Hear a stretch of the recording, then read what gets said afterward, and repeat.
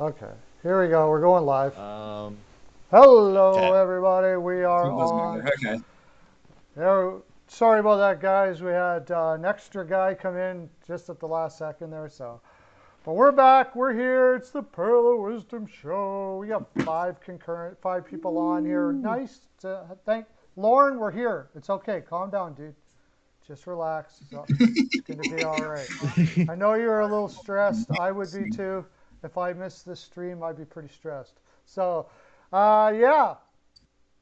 Hey, Mercer, how you doing? This is Payton on the radio, and you guys know E Money, right? E Money hmm on the Money podcast. Retired. Pearlo wants it back. I have a I feeling. had I'm like, I had two of them up. Did you? I had two of them up. Okay, where's the other one? I had two streams up apparently. How the heck did I do that? Oh, I don't see any of my other what? streams up here, so hopefully this works out well. Okay, so hopefully people figure it out. Um, well, last night, I guess we'll talk about that first. If you guys want to check it out, it's creating quite the kerfuffle. I like that word, old word. Uh, I was doing Jack Eichel traded to every person, every team. And oh, geez. Hmm. wow, I am so surprised how much people are undervaluing Jack Eichel. It is crazy. Yeah, it is. I mean, we were just talking before the show about like how you kind of gave an offer of Stützle and Norris in the first or whatever. Probably add a little It bit was, more to I that think it was deal Stützle and to get Norris Jack for Eichel. Anstrom in a first. Yeah, which is a perfect value because Jack Eichel has some insane analytics, and he's a second overall player who could have been a first overall player if Connor McDavid wasn't in that draft. That's how good Jack Eichel is. He's a very good player just playing on a bad team in Buffalo who, yes, did have, a bad year at finishing. He wasn't able to get goals, but look at Taylor Hall. I mean, that's a perfect example of a player who left Buffalo and now who is ripping it up there in Boston and had a great regular season and is not looking too bad in the playoffs. So if Buffalo is going to be trade away Eichel, they're going to be getting their top lot of players that'll be able to help that team for the future. And honestly, if I was Buffalo, I would be looking into it because if I could bring in a lot of depth players to fill in that team, especially since the amount of bad contracts that they have on that team, including Skinner, Okposo, and many more. I mean, they need to bring in some more depth into that team if they want to start building that team up. But, you know, I think if I was Buffalo, I would like to keep Eichel. I wouldn't trade. They need a lot in return. Yeah, I totally need a lot in return. And if you're not willing to do that, then you don't value Jack Eichel. Hmm. Lauren, yeah, I did. I just did a video on Carolina was one of the teams, and I did it basically if they included Aho and if they didn't include Aho. Um, so I can't remember what it was exactly. Like if they didn't include Aho, basically it would have been like just a seven, like 6 or 7 player package. Some well, including draft picks and everything like that. Yeah. You would have had like Trocheck, Nietzsche's, uh, Jake Bean, Jarvis. Guys like it was a long list. Like Jarvis would have to be a big part of that. Well, He yeah. put up 11 points in 9 games in the AHL as a kid. So Yeah, that was really impressive the way that Seth Jarvis played. It was really impressive. And it would have to be a big package if you were going to go out there and get Eichel. I don't undervalue Aho at all. I don't undervalue Aho. I think Aho is a fantastic player. He's probably going to be a Selke winner. The thing is, you can make a case for Eichel being a Selke winner. I mean, very big case. He's an amazing defensive player. It doesn't get talked about enough about how great of a defensive player Eichel is. His two-way play is like off the charts. I think Eichel, what kind of screws him at the same time is him just being on the Sabres. I Hmm. think he stays put in Buffalo, honestly. They'll find some way to make him happy. Or if they did trade him, they would have to get a bunch for him. I mean, I would love it if the Capitals like traded Kuznetsov and a few other little things for him, but that's not going to work because he would just cost too much, and then we got to pay Ovi, and we're definitely out of the race there for Eichel. But if he happened to get traded, then clearly he would make his team better. But regardless, the Sabres are going to suck for another 5 years. So sorry, Sabres fans, that's just the reality. Well, sir, I mean, you like Eichel. The Eichel trade could be almost a saving thing. If it could be, if they got the right package, almost like when Eric Lindros was traded to Quebec, and it basically saved their organization. Not saved their organization, but I mean, they were horrible when they drafted Lindros. That's why they got him. And when they traded him for what Forsberg and oh my gosh, the list, I can't remember everything involved with that trade, but it was just Forsberg alone was huge, including Forsberg in that deal. It was enormous, and they ended up winning a cup with it. But Eichel could do PKs. Eichel could do anything. Eichel could make you. Eichel could make you breakfast probably. While honestly, Lord, I want bacon and sausage right now. Yeah. Make it snappy. Eichel is way better than Aho. Not like you look at the analytics. Eichel is better defensively, even strength-wise. Yes, Eichel doesn't play a lot of PK time because he mostly plays everything for the Buffalo Sabres, while Carolina actually has a very deep team and can put Aho in certain situations, while Eichel is playing majority of the ice time there in Buffalo and is really the only true centerman on that team as well. But for Eichel, like, he could play very well even strength defensively compared to Aho. Now, Aho does play very good on the PK. But it's not the greatest compared to other players. Like if I were Carolina and I see Eichel up on that board and they would like Sebastian Aho, I would definitely go for that because Jack Eichel could be a very huge player that is already looking like a tank team there in Carolina if they were to do that type of deal.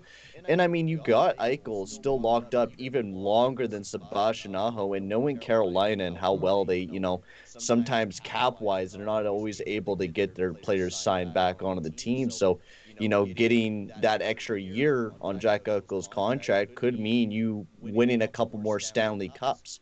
So honestly, I would not mind seeing a Jack Eichel for Sebastian Aho type of deal, just because I feel like Eichel would be so great on the Carolina Hurricanes and just make that a really just offensive beast and make him even better defensively than what they already are.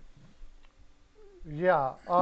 Yeah. Does Eichel play the penalty kill all the time? No, because he's playing everything else. So, in the NHL, you got to find guys that can fill in spots throughout the game, and you can't play Eichel, 45 minutes a game. So, he doesn't play on the penalty kill as much. Aho does. He doesn't play in 5-on-5 as much as Eichel does. And Eichel produces them 5-on-5 on a level higher than Aho. I love Aho. Don't get me wrong. Aho's a beast. Yeah, Aho's good. Aho's a beast, right? I have him as my Conn Smythe winner this year because the Canes are winning the Cup. Oh, really? If Canes win the Cup, Sebastian Aho would be a good choice for Conn Smythe, I feel. Yeah, either that or maybe maybe Svechnikov puts it together, but or Nedeljkovic. If Nedeljkovic really carries that team like what Cam Ward did back in 2006, I mean, I would not doubt that Conn Smythe would go either to Nedeljkovic, even if Dougie Hamilton went off in this playoff run as well, or Slavin. I mean, they got a lot of players that could possibly win that Conn Smythe there in Carolina if they were to win the Cup. My wig is in the Five Guys wig cleaning. Yeah, where's that wig? Five Guys wig cleaning today. It was getting a little ripe, so I had to go send it away. So it'll be back tomorrow, looking all fluffy and fresh and everything. It'll be great. You'll love it. Anyways, so. Go check out those videos. Maybe I was thinking Payton, we could do a video. Actually, you know what? If you got some time, money, we should do some videos, some playoff videos together too. Start doing a little bit of that. But I was. It all depends on the timing because Today was definitely the best day for me to do it. Yeah. And then I got like, it's towards the end of the school year. I got so much stuff crammed up. And then this weekend, I'm Yeah. like celebrating my boy's birthday. And then I turn it all back around and leave for Kansas on Wednesday to see another friend of mine. I'm going there for like almost a week. So it all depends. But once like the school year ends and stuff like that, then like I'm ready to go. Like I'll definitely try to get in there for predictions.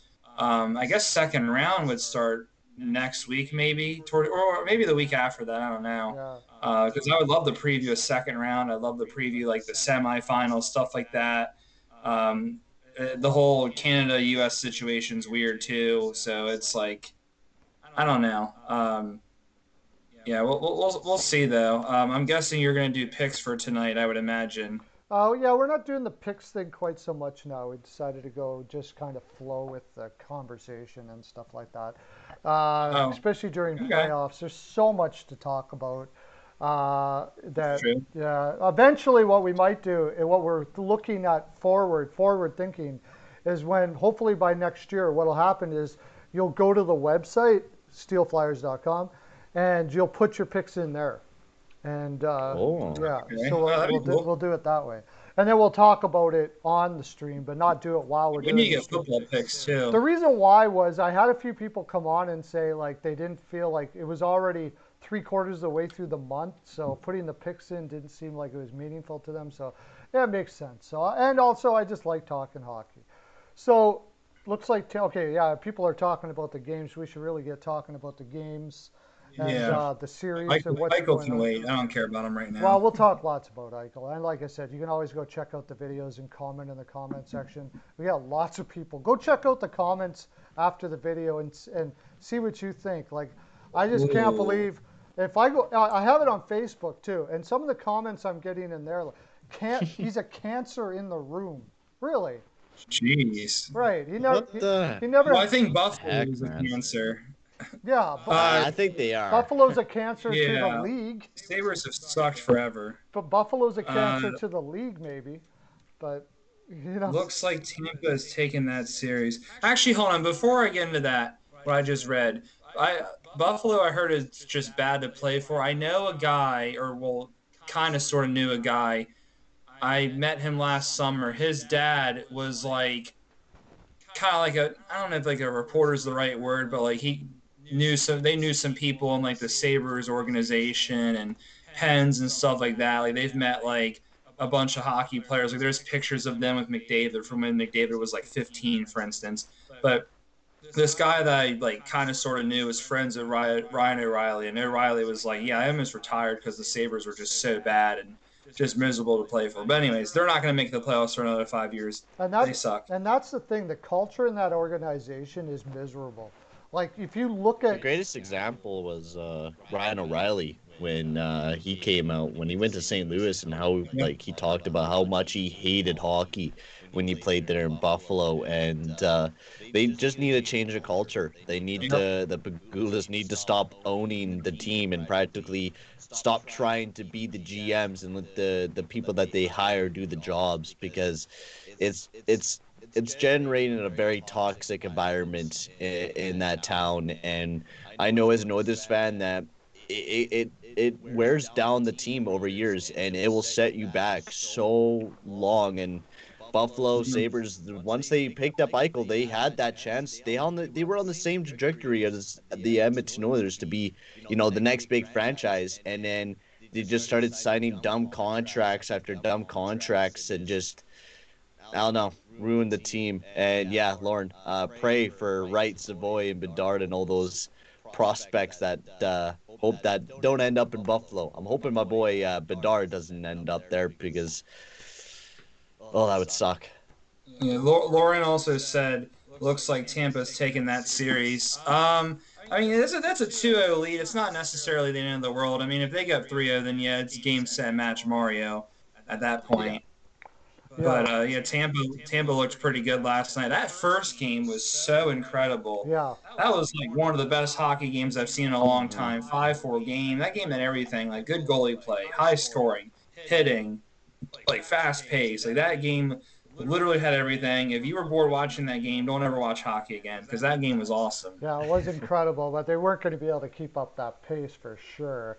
And I really screwed up with the pick on that game because this year, like I'm a person that I always thought that you gotta play.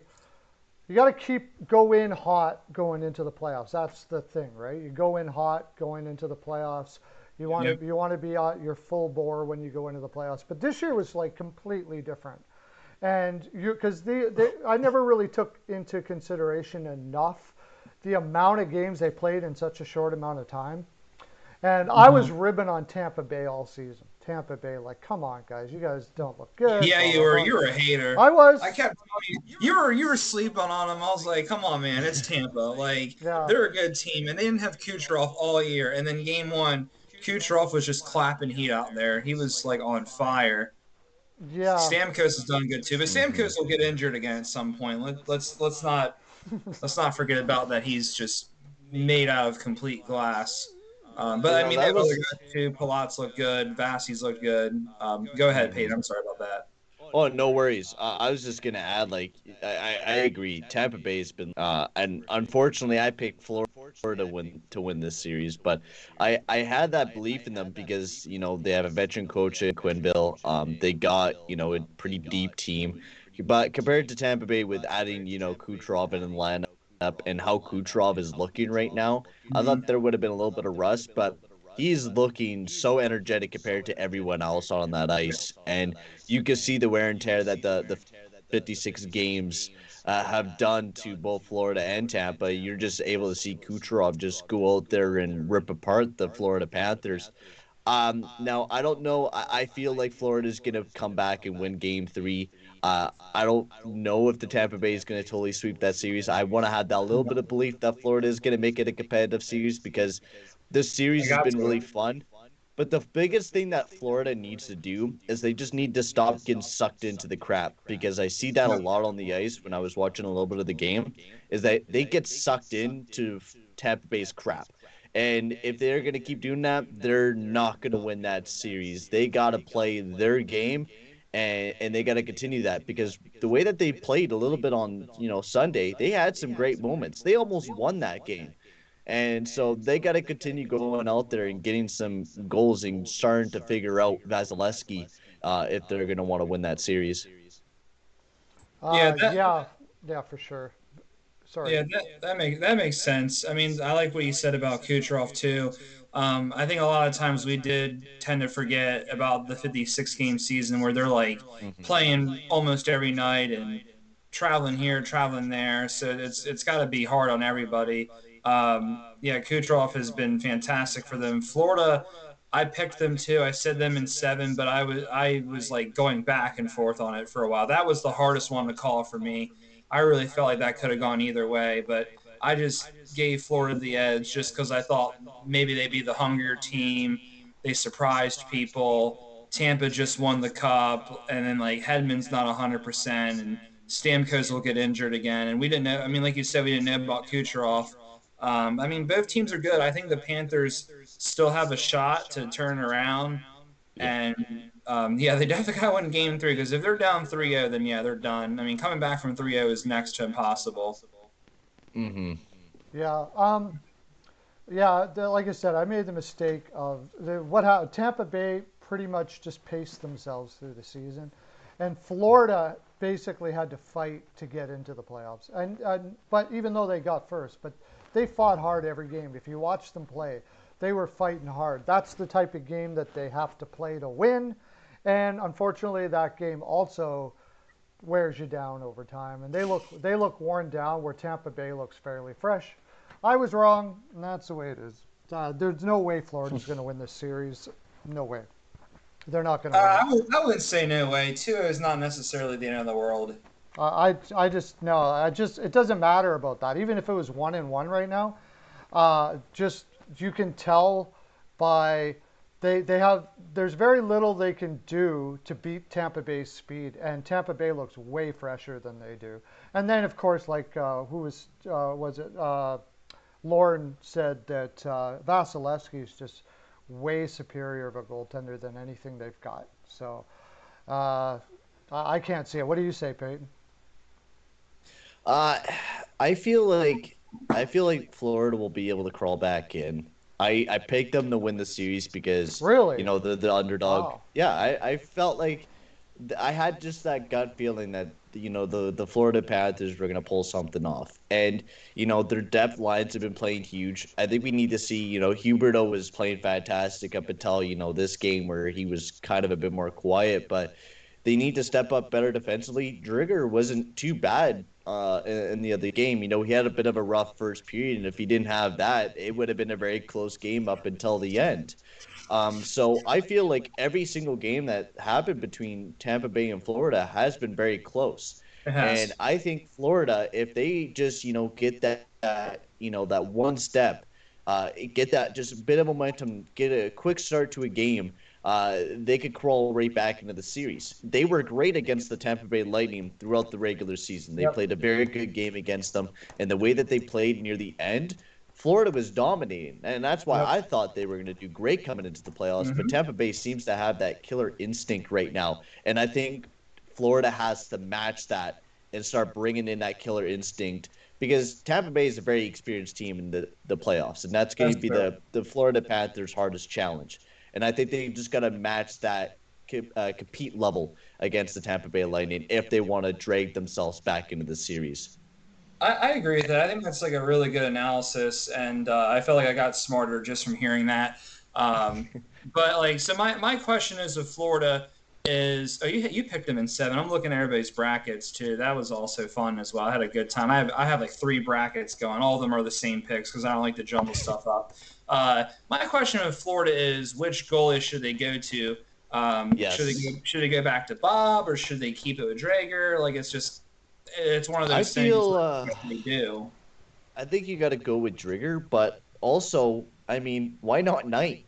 Spencer Knight Yeah. was amazing during the regular season, I and wouldn't go Knight. He's only played a couple games. no, and that's the biggest issue. I think you might go with Knight if Drigger has another bad night on Thursday. You might as well throw in Knight in the net because Bobrovsky hasn't been playing very well. Drigger was way better, and I would definitely go with Drigger. The way that he played Yeah. yesterday against the Tampa Bay Lightning, he did very good. The two first goals that he lit in were a little bit rough, but he started settling in after that, and Drigger's not that experienced in the playoffs as well. I think this is his first run, kind of going through the playoffs. So, getting that first game underneath of his belt, I think will, get him better for going into game 3. But I would go with Drigger. I wouldn't go with Bobrovsky. He's not trustworthy enough to save you the Yeah. game compared to Vasilevsky. I mean, I would go with Drager too, but then I would go back to Bob. I just don't think Knight is ready to be in that kind of environment because he's only played a handful of games. Mhm. I know that would make sense most of the time, but I think Knight is a special kind of thing. I really do.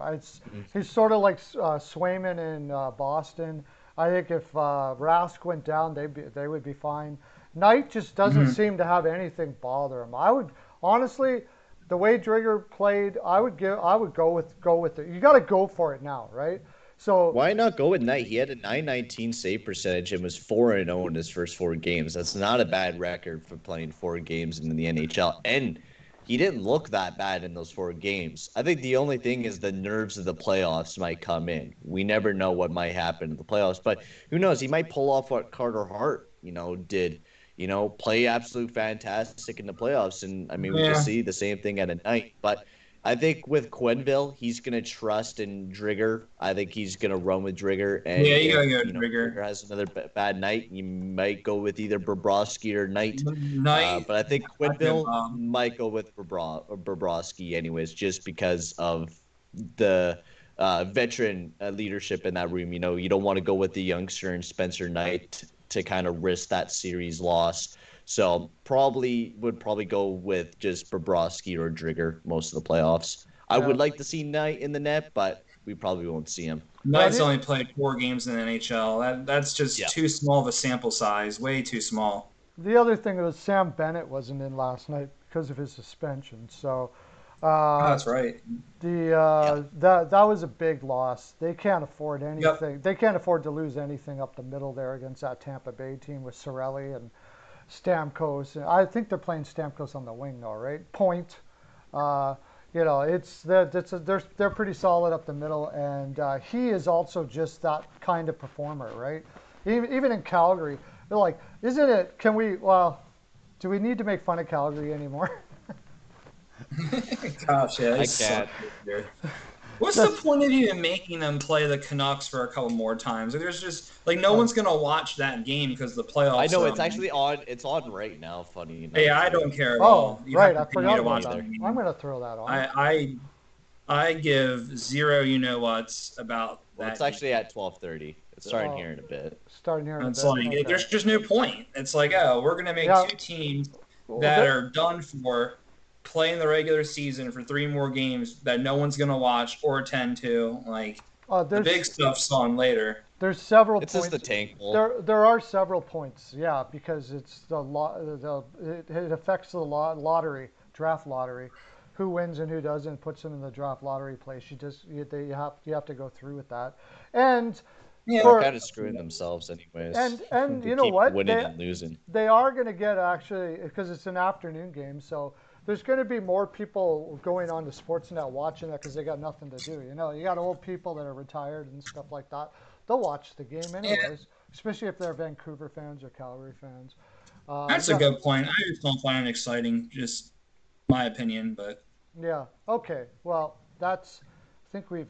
Well, we probably haven't exhausted that, but we could go on and on about that series. I think. Um, sorry. no, I no, was being no, total negative no. Nancy about it. I'm like, look, I'm just being honest here. Oh no, that. Okay, no, I understand what you're saying there. It is nothing game and stuff like that. Only like psycho hockey fans like me would actually watch the damn thing. But Yeah. The real thing starts at 6:30 Eastern time, 3 hours from now exactly. Caps and Bruins game three. Oh, yeah. yeah, That will okay. be a good game. We will talk Yeah. about that in the net. We'll keep on talking about the series that happened last night and the games that happened last night. The next game, I guess, we'll go to the Penguins and the Islanders. And Mm. the Penguins came out hard in this game to Yep. start off with. And the Oh, yeah. Islanders looked like they Yep. were back on their heels right off the get go. Yep. But I really liked the way the Islanders adjusted and slowed down the game. And they almost pulled it through, right? And Varlamov, come on, buddy. You got to have Oh, that. my That first Lord. goal was horrible. He That, like It stood there. was. He was like, But the rest of the night, he was fantastic. yeah. that's true. I mean, 43 saves on the night. I mean, he faced 45 shots. I know the first one was weak, and I seen it too. Like, but he didn't even play game one. It was Sorokin that played game one, and then they Yeah. threw out Varlamov. And wasn't he injured, or what? I think he Why was wasn't he thrown injured. out game one? I thought So Varlamov had yeah, like some undisclosed injury or something. okay, then yeah, But he's probably Sorokin's been warming good up. though. And Pittsburgh was out of the gate flying right off the get-go. So I understand it's a little bit of an adjustment into the game, which ended up screwing over the Islanders in this win anyways. But, Varlamov was great. Even Jari, I think the one goal that he probably wished he got back was the Bailey. And, they needed better defensemen too. Legit Matheson was watching the goal happen right in front of him, and Carter got absolutely dangled. But Jari had a great night as well, and they need more great nights from him if they do want to win this series. Because I picked them for the sole reason why, because of Crosby and just the way that Penguins have been playing this year. I underestimated them at the beginning of the season. I said that they weren't going to make it to the playoffs, and they A lot of proved people me said wrong. that. A lot of people said that, but I I thought didn't I like their could make it. defense. I didn't like their Yeah, defense. I think that was yeah. the biggest reason why was when I see that they got Matheson, and I seen that they got CC, Hmm. and both of those guys are playing massive amounts of minutes for the Pittsburgh Penguins right now as well. Even more than John Marino, which is actually surprising me because I loved John Marino last year and how well he played for Pittsburgh. But this was a big win for the Penguins. They needed to climb back into the series and to take that momentum away from the Islanders. So they just got to go into the next game, continue doing what they're doing. Throw as many pucks at the net as you possibly can to crack through Varlamov or Sorokin.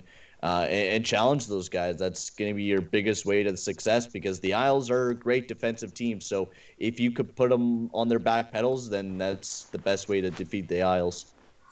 Yeah.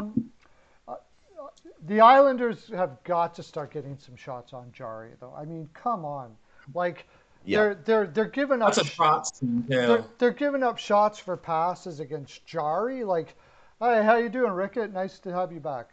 Giving up shots for passes against Jari, that is just unexcusable. He's not a good goaltender. Get shots on the guy. They don't. Having a guy in front and stuff like that is all right, but you don't really need it as much with Jari. That's really the biggest problem I'm seeing with the Islanders right now. They're passing up way too many shots, and I think they're still going to take it though. After looking at this, I had Pittsburgh like in 7 or something like that.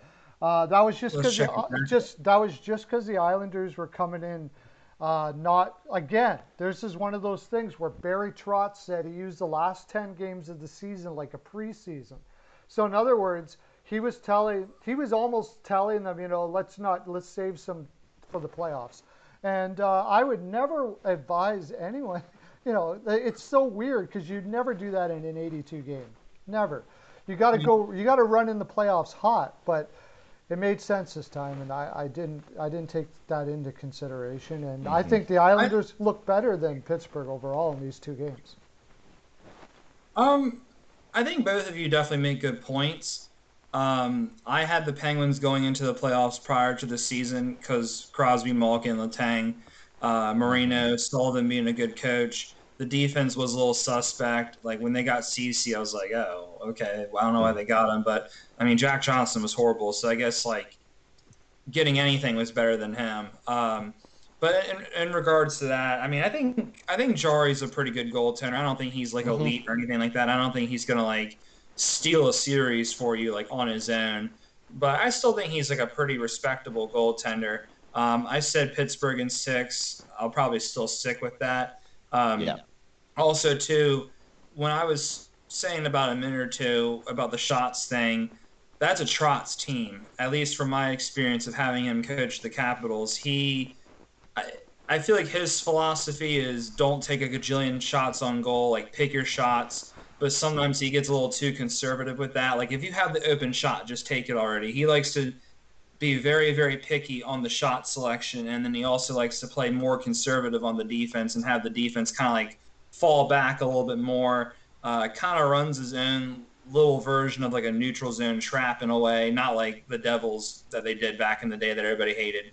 But I mean, Trotz has done his thing though. I mean, the series is definitely not over. I think this series is just about evenly matched. It could go to 7 for all we know, but yeah, we'll see. Penguins had a good W last night. Their first period was their strongest. Jeff Carter has been such a solid addition to them and getting in that offense for them and stuff like that. Yeah. Who knew? Sorry to cut you off there, but who knew Jeff Carter was going to explode like this? Like, yeah. I was not expecting this trade to be probably one of the best trades we've seen at the trade deadline, with how well Jeff Carter's been playing since they picked him up. 9 goals in 14 games and been doing great in the playoffs for the Pittsburgh Penguins. This is exactly the guy that the Penguins were hoping to get, and he's been really explosive for the Penguins. Yeah, he has. He's been fantastic. I think. I mean, if I just can't take Pittsburgh after seeing Jari for. I don't know why I didn't to begin with. I keep on thinking, you know what? I keep on thinking Jari's going to get better for some reason because I really like the guy. He played for the Edmonton Oil Kings here, and I was like, that's going to be an NHL player for sure, and he is. But ever since Murray left, he just doesn't look right. Like he stands up a little too much when he shouldn't. He doesn't cover the net. He seems offline a lot. I just can't see the Islanders. I can't see the Islanders not winning this with Jari. And who was it that said? Was it Mercer that said the Islanders actually kind of suck because somebody said that Pittsburgh sucks because they lost with Jari and net. And I have to agree in a way, but I still think the Islanders played fairly well to win that game. Devondre said that the Islanders made a mistake by not putting Sorokin back. I disagree with that. Uh, Varlamov has been amazing this year. Varlamov had a good game. He had a rough first period, but after that, he was a stone wall. He didn't let anything Yeah, pass. I the mean, first goal he the gave up was guy. horrible. Oh yeah, without a doubt, the first goal he gave up was horrible. But after that, he was solid. He Yep. played a really good game for the Isles. He put up a 956 save percentage with 43 saves on the night. I mean, we've definitely been seeing some great goaltender performances, and I would give that to Varlamov. He was great, except for the first goal that he let in. yeah. Weichel said Montreal can't beat the Leafs in the playoffs. We'll get to that when we talk about those games, but Oh, I'm uh, excited for Yeah. that season. that's going to be an awesome series. Oh Uh, yeah. yeah, Varlamov a little rusty in the beginning. I got to agree. I mean, he put up some killer numbers in the regular season. How do you not go with the guy? He's got experience. He's You played have to. all that kind of stuff like that. I think Sorokin's going to be a beast. Don't get me wrong, but this is probably just not the time right now for Sorokin. I certainly understand what she's saying though, because he is a phenom goaltender. He's going to be absolutely amazing. All right, Avatar, how you doing?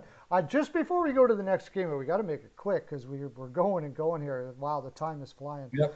But Lauren said that uh, if the Coyotes win the draft, they're going to keep them in the lottery, right? So if they get picked, they're going to re-pick again. What Yeah, the? I think that's basically they want to grind it into them a little more about what they did. I think that's what they're doing there. That's the only thing that makes sense to me. Otherwise, like, okay, if you got to keep them in there for whatever reason, if they win, why don't you just go, okay, the second person gets Well, the they got first. like a 2.5 chance, so that Why would be a even pretty why hard even chance. keep them in there? Just take them out, and because they don't want to change the numbers, right? I think that's why. So if they win, then the second place team gets the first pick, and so on and so forth like that. You get a redraft. Seems odd. I don't know. I'd like to know the logic behind that, but that's Well, start. I think it. I think if you just to cut you off, or sorry to cut you off Go there, ahead. but I just one quick point. If Arizona won the lottery, I just leave them there, and then when the entry draft comes up, just Gary Bettman goes up to the press conference is like, because the Arizona Coyotes cheated, they will not be picking their Yeah. first overall pick, and will move on to the second overall pick, Yeah, Buffalo. yeah, that's right. That's all you'd have to do. That's what I would say, and you still get your point That's what I across. would say too.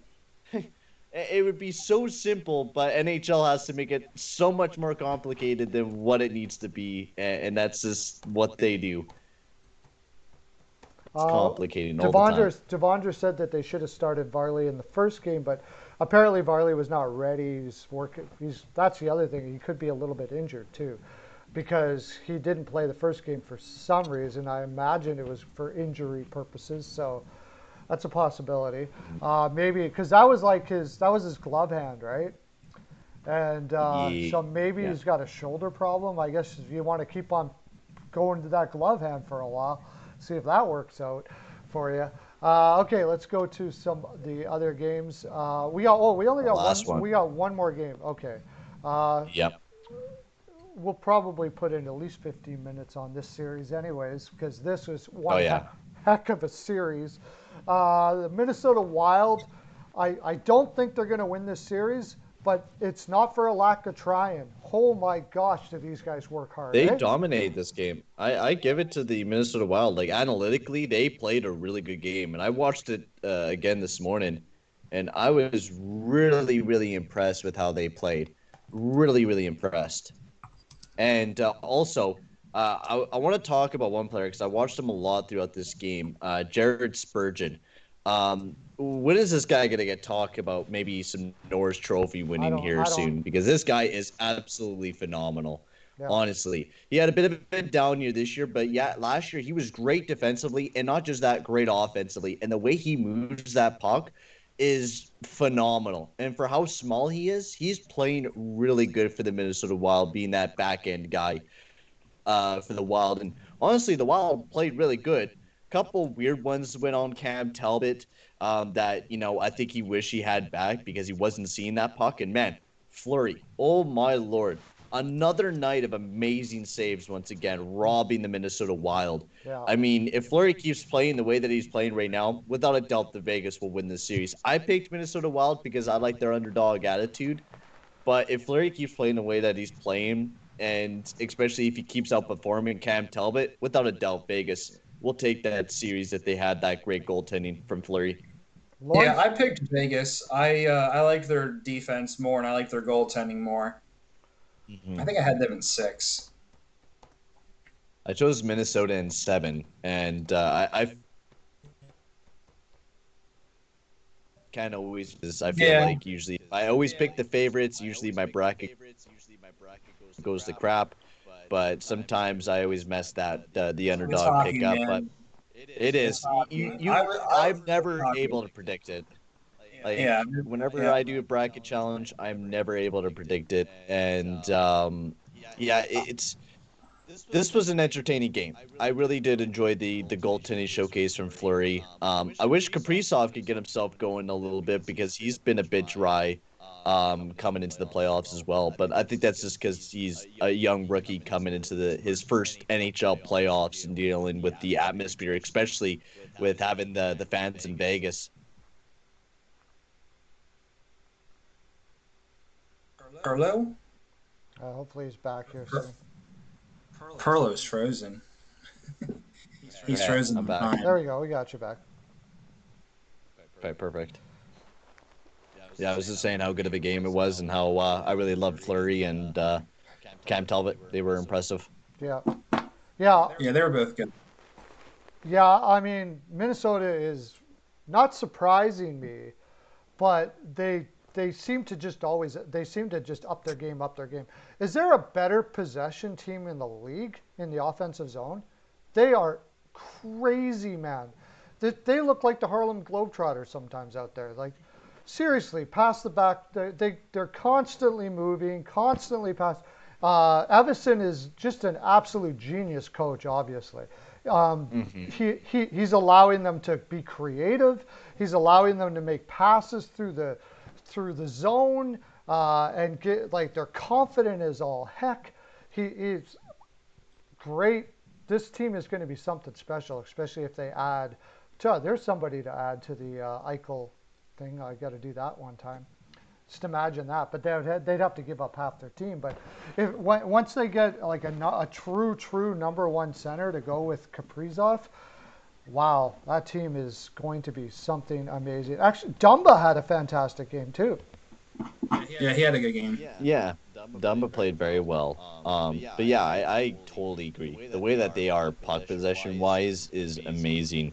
The way that they could pass that puck around, especially the defenseman. Like you see Jared Spurgeon out there on 4-on-4, and he's moving all the way around the ice. He's in a one-time position, and then when he sees his forward moves around, he gets back into his spot. He takes another pass, moves around, makes another great pass. I mean, I was so impressed watching their offensive showcase was absolutely amazing from Spurgeon and just everyone out on that ice.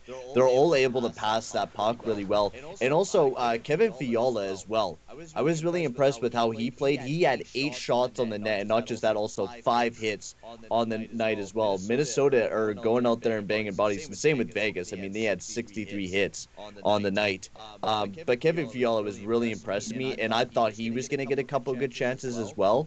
But, oh my lord, Marc-Andre Fleury absolutely robbed every one of those chances that Fiala had, and big respect to Fleury. But Fiala had a good night, and I hope to keep seeing him buzzing because he had a kind of a quiet regular season this year. Actually, no, 20 goals, 20 assists, 40 points, not bad. Yeah, Yeah. yeah, More than I they're expected. getting like Hartman. We got to talk about Hartman. Oh, and Are Hartman. you Oh kidding my me right lord. now? Did anybody see Hartman being like the second line center that plays the like almost like Sam Bennett does in the playoffs or in the regular season or whatever? Like that guy's he's putting everything out there right now. Incredible. No, He's great alongside of Kaprizov and Zook as well. They've been playing fantastic.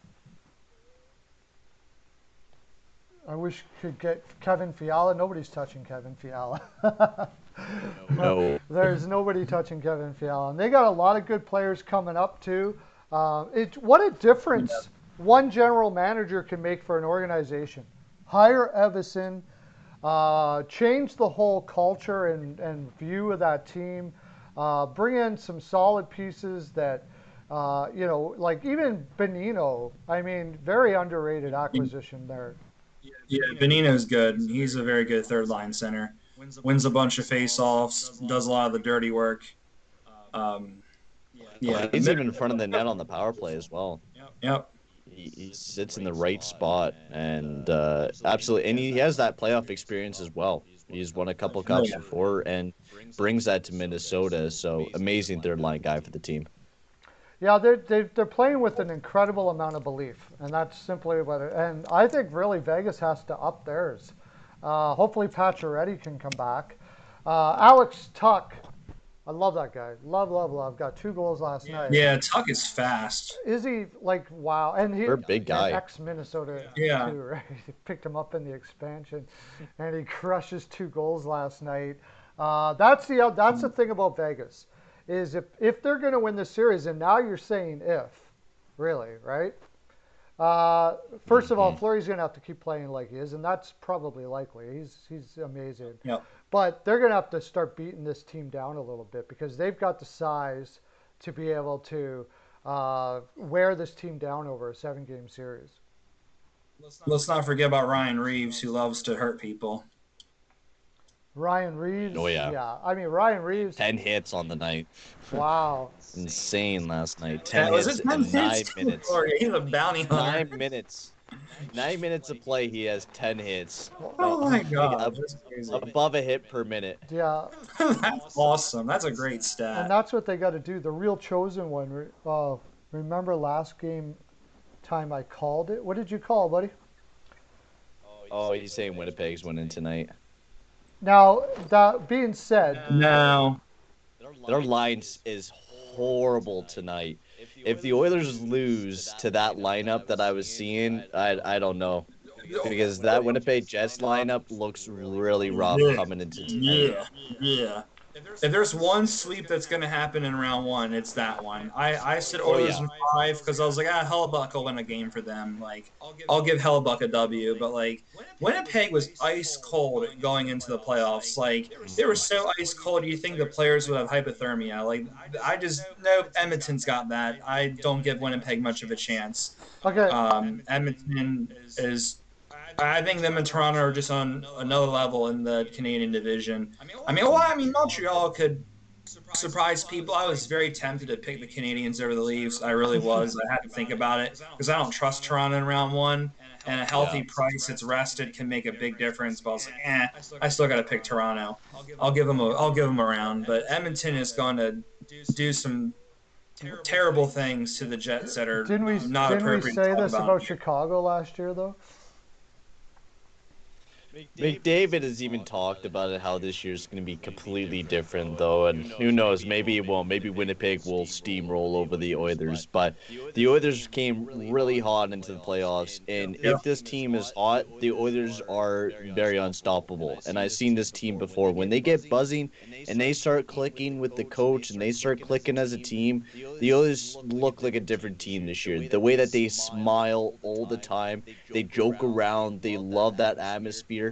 I have pretty big confidence in the Oilers, but you never know with the Winnipeg Jets because of the fact that they have won some big playoff games as well. They made it to the conference finals before. This is a team that has a lot of good players on their team that could totally shut down the Oilers, and they did it before early on in the season. They just weren't able to figure out the Oilers for the rest. And so if they're able to have Neil Pionk really do a great job at shutting down McDavid and making sure he doesn't pass right by them, that's going to be the biggest key to victory, is just shutting down McDavid just a bit so they could outscore us and pull away with the series is going to be their biggest thing for Winnipeg, is to shut down the top guys of the Oilers. Yeah, well, That's not going to happen. we'll talk about that game. It's very We're hard. going to talk about that game lots when we come back as well. But Mm-hmm. I guess the only thing I can say about that is I just mentioned it. The teams that went in soft into the playoffs are playing well in the playoffs right now. So Yeah. it's possible that they kind of were conserving their energy as they did that. But I don't know. They lost. What did they lose, 7 or 8 in a row there for a bit, didn't they? Yeah, They they were lost. They were like 2-8. They were 2-8 in the last 10. The real And ever since the deadline, they were one of the worst teams since the deadline. And actually, they were one of the only bottom teams to actually still be in the playoffs, I'm pretty sure, as well. So they had a really bad ending to the season. Yeah. Because they were down there with LA, Buffalo. They were 3-7 in the last 10. Down there with Chicago, Anaheim, San Jose.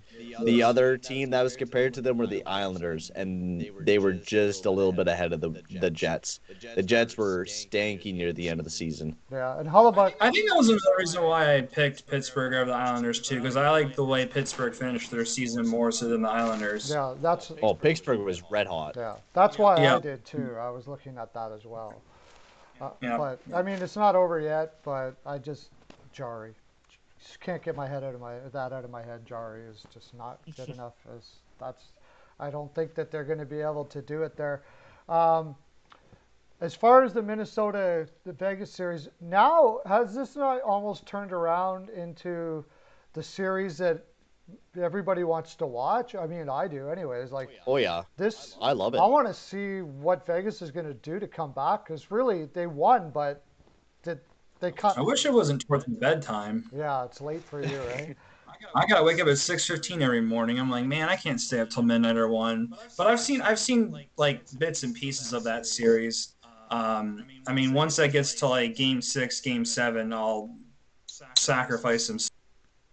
Oh yeah. I just need my sleep. There's something we could talk about for the last 5 minutes here before we start talking about our games tomorrow. Thanks, John Weichel. Jim Benning is going back. Yeah. Why? Just why? I mean, yes, Jim Benning has a great draft record. I give him that. Great draft record for Jim Benning. Amazing. But then you look at the contracts that he's signed over the past couple of years, and you add in Louis Eriksson. You just look down the long list of dumb players that they signed to that team, especially Tyler Myers, who I think is probably one of the worst contracts that they have signed. A guy that legit can't play defense, and he's paying $6 million a year.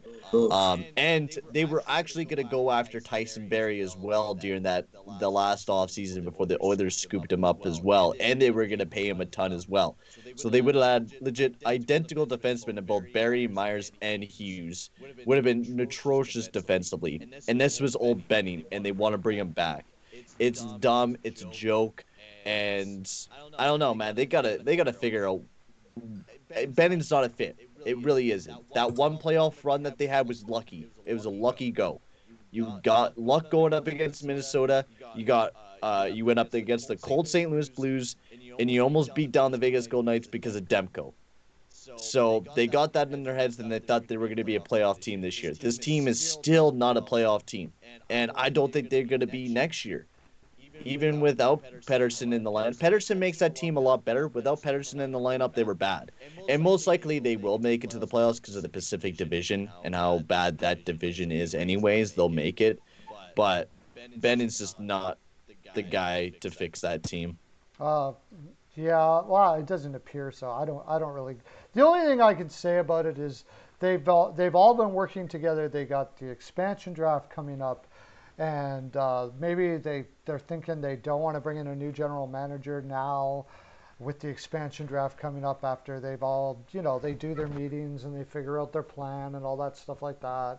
And they don't want to bring in a guy that, may have a new philosophy or something like that. But to me, that's a cop-out.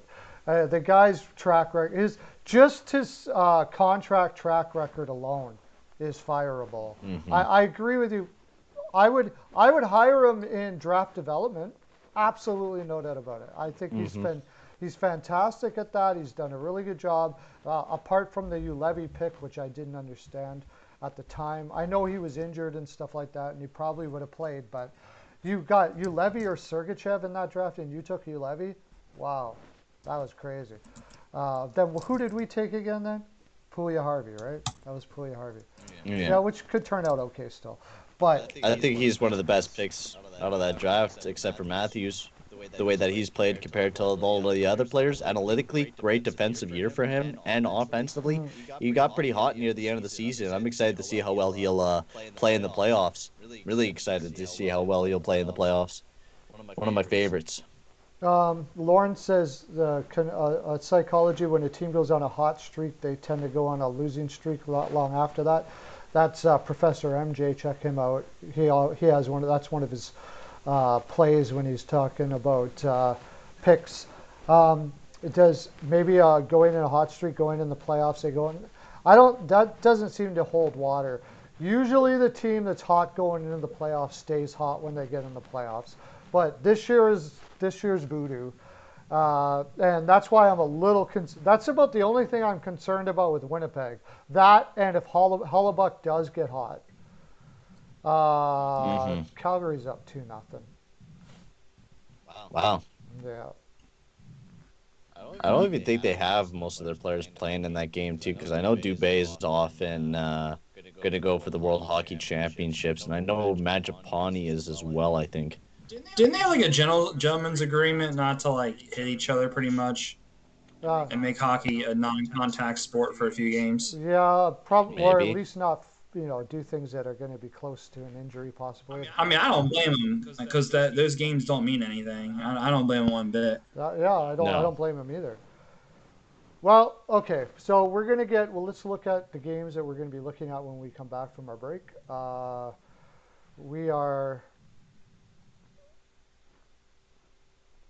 There was a whole bunch. Boston. We got Washington, Boston. We're going to be looking at. We're going to be looking at the Predators, Hurricanes. Ouch. Yeah. Jets, Oilers, of course. So we just talked about a little bit already.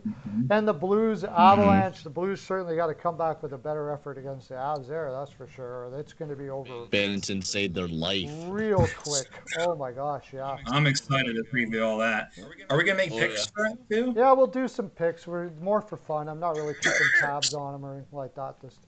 We're just going to talk about. We'll do some picks on it if you want. Okay, we're going to go off to get all your dogs around there. We're going to watch this fine programming, and then when we come back, we'll be talking about the games coming up. We'll do some picks, and we'll do just lots of frolic. The frolic will be endless, like usual. Some picks. All right.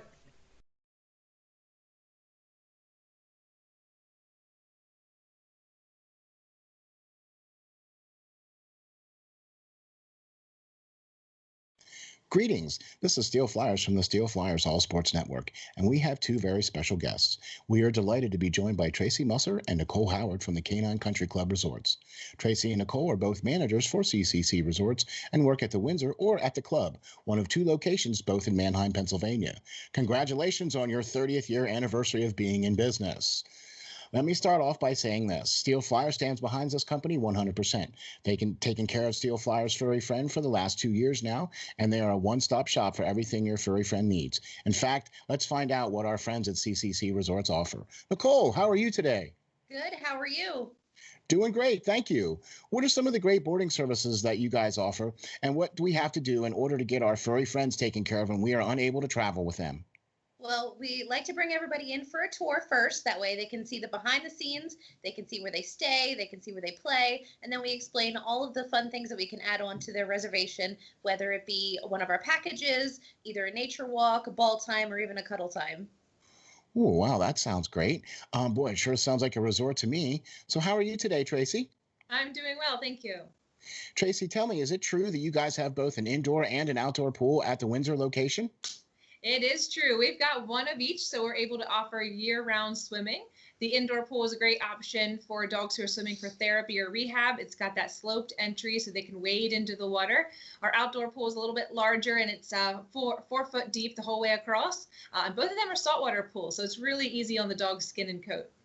Wow, that's very awesome. So then during the summer months, you have a much deeper pool outside and then a sloped entry shallow pool indoors for the dogs. Tracy, tell the folks how we can get some pool time. Well, the first thing everyone does is come for an intro swim. We use that time to make sure the dog is comfortable in the water. We make sure they know how to get out of the pool safely, and we go over all the pool rules and etiquette with the clients as well. After that, they're able to schedule private appointments where they have the pool to themselves, or they can invite friends and have a whole group swim going on. So after a dip in the pool, then it would have to be off to the groomers, right? I mean, our furry friends cannot go out looking their best. Nicole, what are some of the great services your top-notch groomers provide? Our groomers, they specialize in full service grooms. We can do the basics, whether it be just a bath and a brush out or a blowout. Or for the extra pampered pooches, we can do nail dremels, we can do deodorizing soaks, and also facials. Wow, man, that sounds like a resort if you ask me. Tracy, I know one of the main programs here at CCC Resorts is the WAGS program. The Steel Flyers dog is enrolled in this program. So why don't you tell the folks what is involved in this and how they can get enrolled? Yeah, the WAGS program is our primary daycare option at the Windsor. It's designed to be a structured program for people who are looking for a set routine for their dog. They all come on the same days each week, which allows them to have set friends, and we know exactly what's going on with each group. So we do a little bit more activities, and we build more into their daily routine there. But we've got other daycare options as well for people looking for a little less commitment. We do an hourly care where you can drop them off and just pay by the hour. We also do a day stay option, which is great for the dogs that prefer human friends instead of making friends with other dogs. And then we have a traditional daycare option as well if you're looking for the occasional outing for your dog. Wow, there you have it. A full-service groomer, a daycare program, and an indoor and outdoor pool. What more could you ask for? Sure seems like CCC Resorts has everything covered. Remember, DOG, depend on God.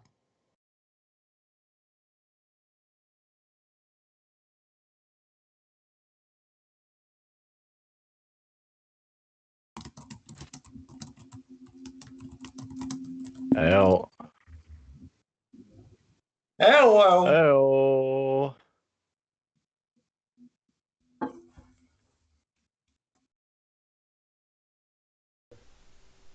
That's a long ad by Steele. Yeah, but it's a gooder. I'm going to take my dog there for sure. I can't wait. I don't have a dog.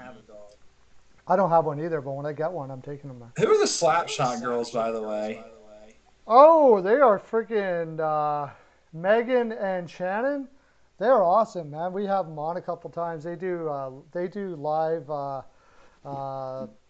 They do play-by-play. Well, they don't really do play-by-play. They do live feeds for mostly Pittsburgh games and Boston games. Okay. They're both Pittsburgh and Boston fans.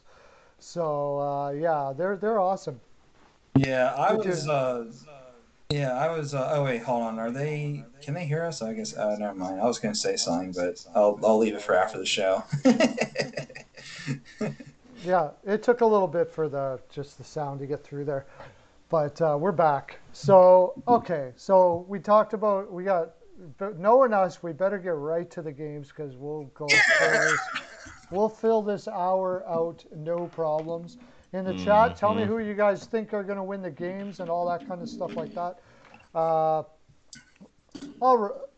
try to keep up with the picks a little bit, but first game we got. I guess it's the Boston game, right? Yeah, Washington Washington, Capitals and Boston. Boston Bruins at 6:30 p.m. Eastern Time. Yeah. Oh, this stuff is entertaining. I'm loving this series already. Yeah, it's been a fun did. series. I did play-by-play with Off the Wall Hockey, and that was such a fun stream. And to see Brad Marchand bury that puck in the back of the net near the end of the game was so electric, and was a great way to end off that game.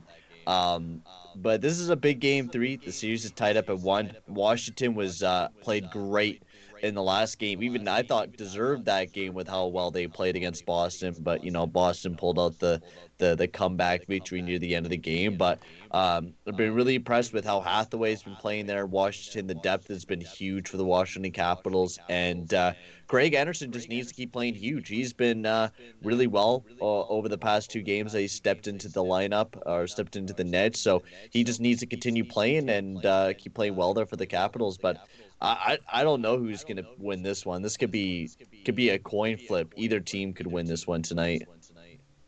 Oh, really? Okay. I Let's see. feel.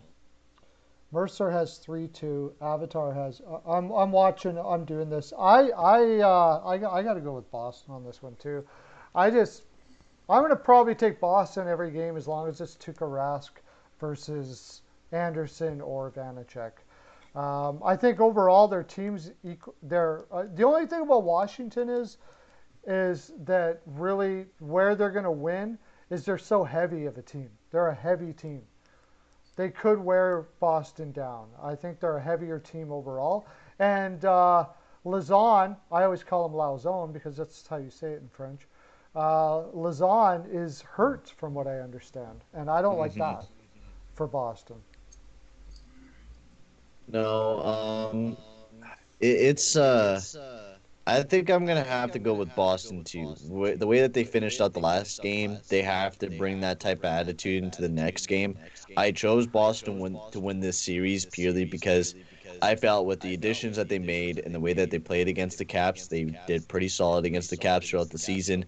And honestly, I'm gonna pick the Bruins. I think this is gonna be another close game. They've had a lot of close games between each other. I think this one's gonna be 2-1 Boston. I feel like this is going to be a low goal scoring game between these two teams. I feel like it's going to be a close one.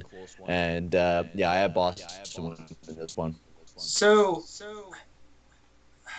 we got a Capitals fan in here. We're kind of yeah, I was gonna say I gotta talk about my team here, but I wanted you guys to get all that out of the way.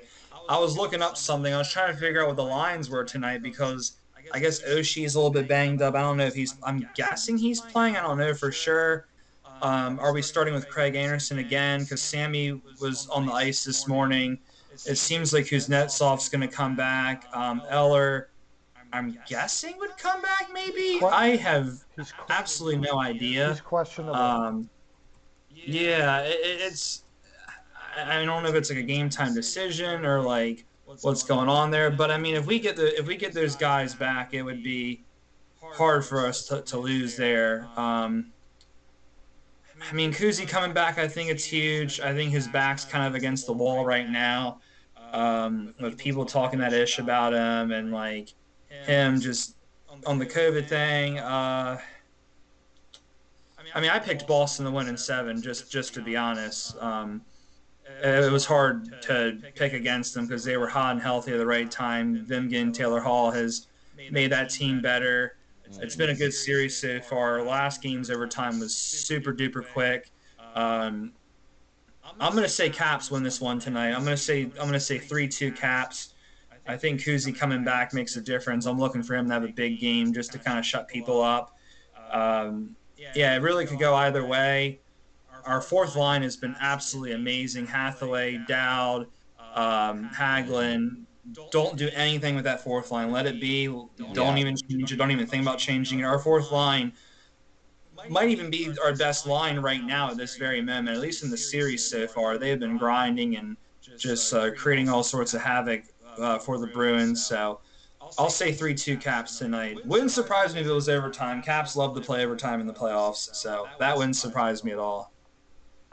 I think also a big thing, Boston has to have that top line of Pasternak, Bergeron, and Marchand going again with how well they played in the last game, and especially against the Caps. They had a lot of puck possession. And you've slowly seen the Hall, Smith, and Krejci line slowly do that over the game, and they need that line going a lot more going into game 3 here against the Caps. If they're able to get that second line going for the Boston Bruins, I feel like that team would be absolutely unstoppable, especially if they're going to get that third line going with DeBrus, Coyle, and Richie, and how well DeBrus has been doing over the past couple of games. I mean, like, who knew? I mean, I felt like Jake DeBrus was sooner or later going to break out and have a couple good games, which is what we've been seeing here against the Capitals, where he's already gotten 2 big goals in both of the games. So I hope to see Jake DeBrus to continue to produce for that team because, I mean, the Bruins have been struggling, on depth goal scoring for a while now. So getting that depth going is huge for the Boston Bruins, but it's a scary tale for the Capitals. Yeah.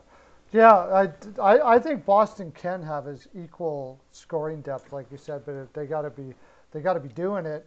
Also, I wanted to. By the way, you guys put your picks in. I'm still going to do them. I'll tell you tomorrow. Tell me what the score and all that stuff like that. We'll still do it. What the heck? What was I going to say? There was something I was going to say. I can't remember what it was. Shoot, I got off track. Scoring depth was good.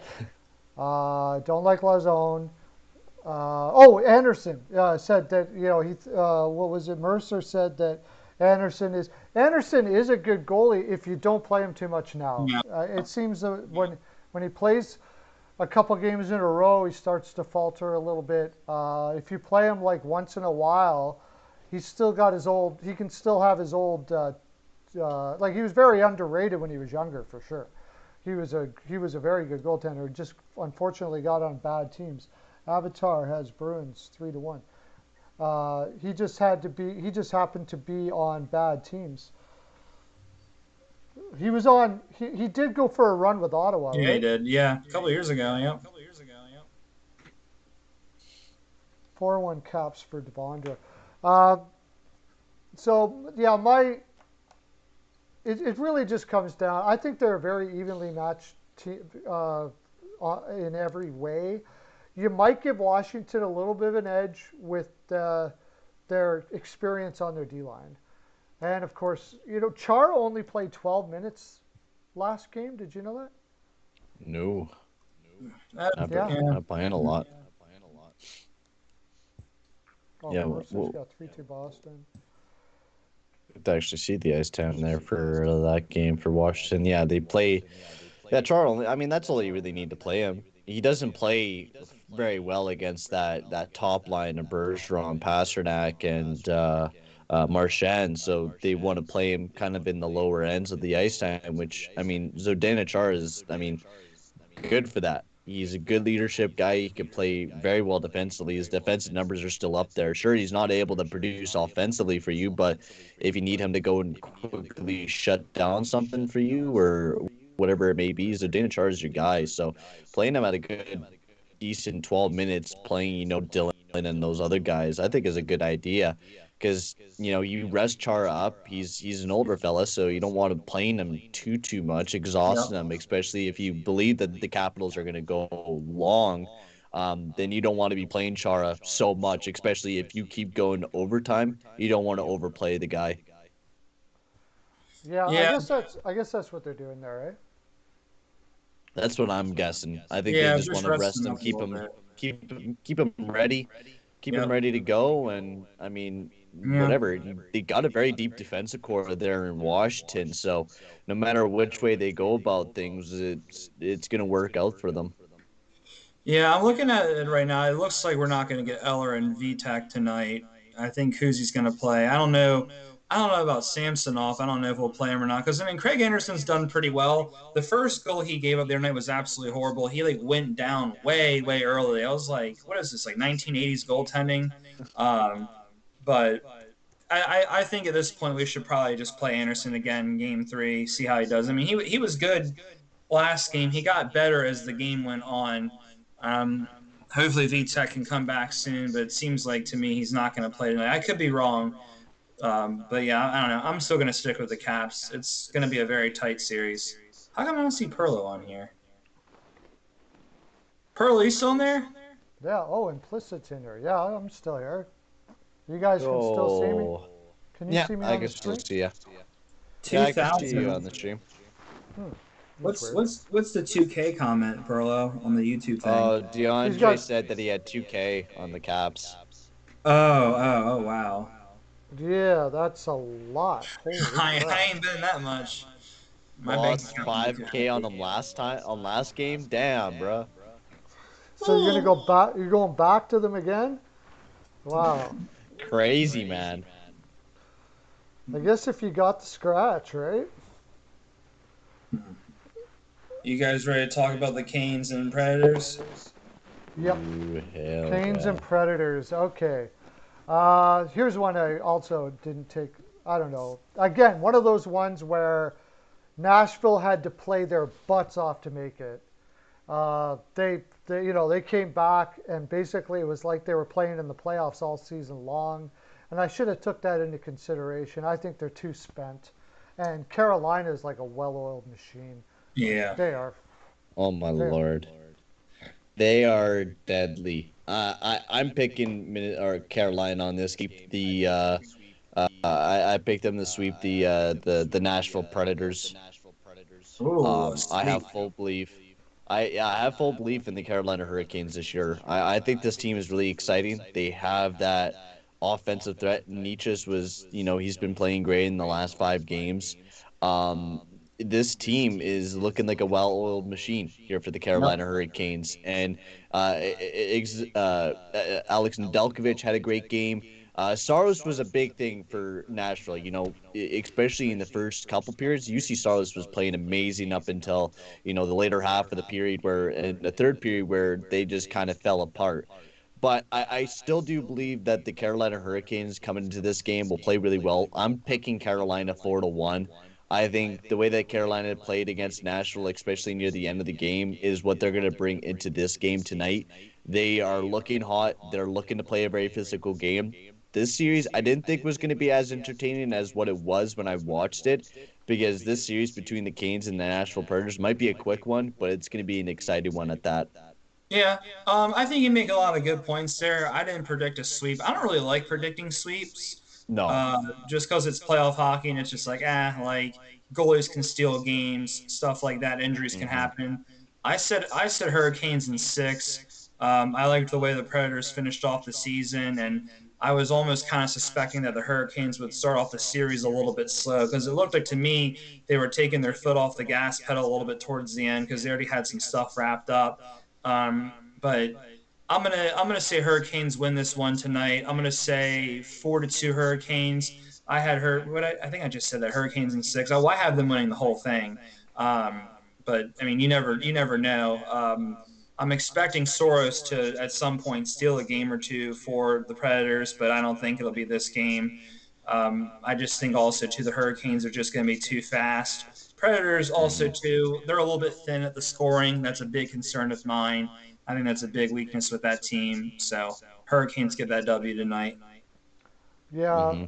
Mm-hmm. Um, I can't not go against the Preds. May win one of these. Saros may steal one. I mean, he was in the regular season. He had games where he just went off, right?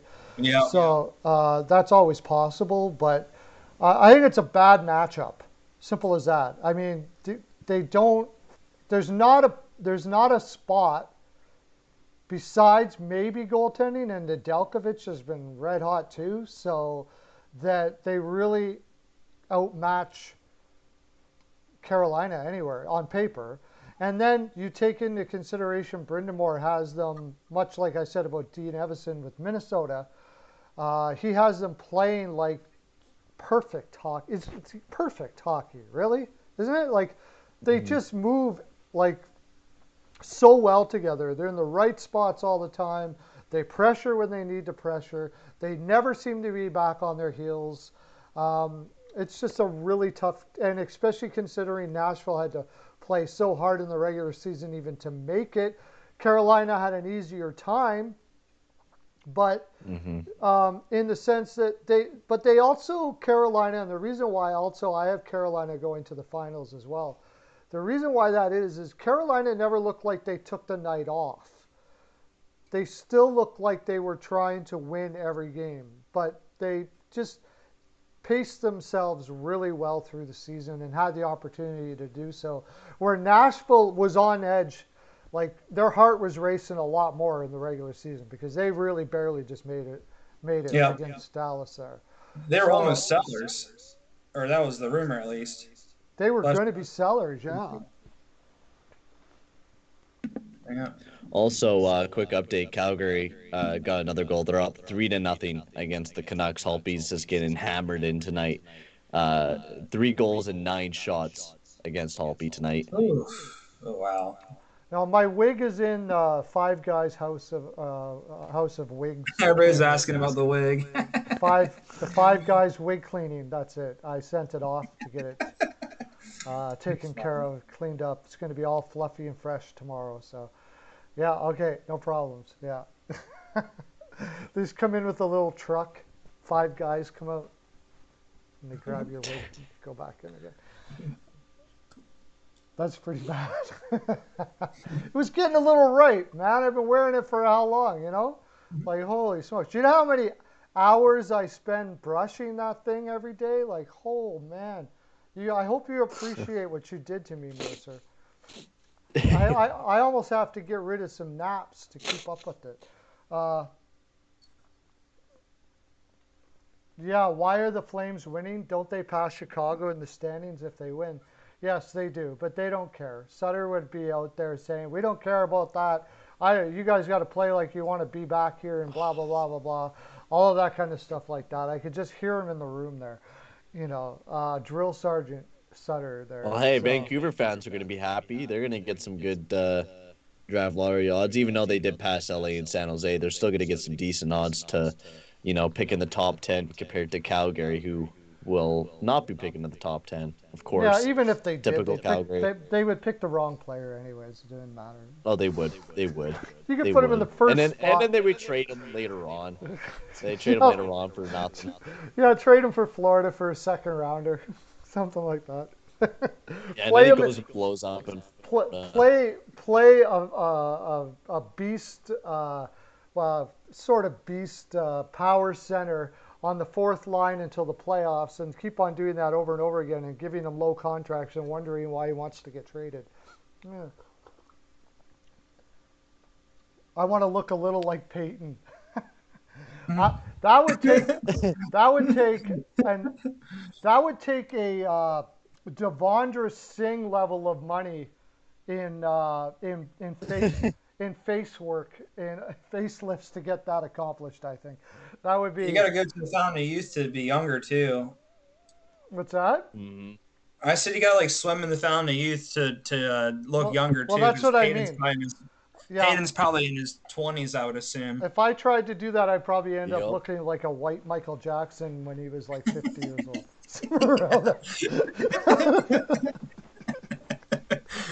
Oh, man. Okay. Do you guys want to go on with the Oilers and Jets next? Well, although yeah. I was going to make a white joke with Michael Jackson, but probably shouldn't. Okay. Save it for after the show. Okay, yeah, we'll go to the next one. We got a half an hour. I mean, but we'll talk about all kinds of stuff. We'll fill that in, no problems. So yeah, it was the Hurricanes. Now, we got 2 more games. We've got 2 more games. Okay, yeah, We got Oilers and Jets. This one's going to take a long time. So, Jets versus the Oilers, and I hear lots of people picking the Jets here. I think it's no, that's crazy talk. I think it's the whole stigma attached to the Oilers losing to Chicago last year. But I actually think that that's going to make it less likely than they lose to the Jets, because they're going to fall on all the mistakes they made last time, learn from them, and I'll let you guys roll here as I do the picks, but McDavid is a different beast this year. He was great last year, but he's taken this team. I don't know how to explain it, man. This guy is, by the time it's done, he could be the greatest player of all time. I'm telling you. I'm telling you right now. He's got Messier-like leadership skills, this guy. Do people forget how the Oilers played back in 2016-17 and how we came into the playoffs and played really well against the San Jose Sharks and then almost beat the Anaheim Ducks? until we choked it at near the end. This Edmonton Oilers team is, I know we didn't do too well against Chicago. That was obvious. We weren't red hot. We had to deal with the huge COVID break, and Connor McDavid had COVID during that time as well. And the team was dealing with a bunch of stuff. And once we entered into the playoffs, it just seemed that we weren't that team. We weren't clicking in together.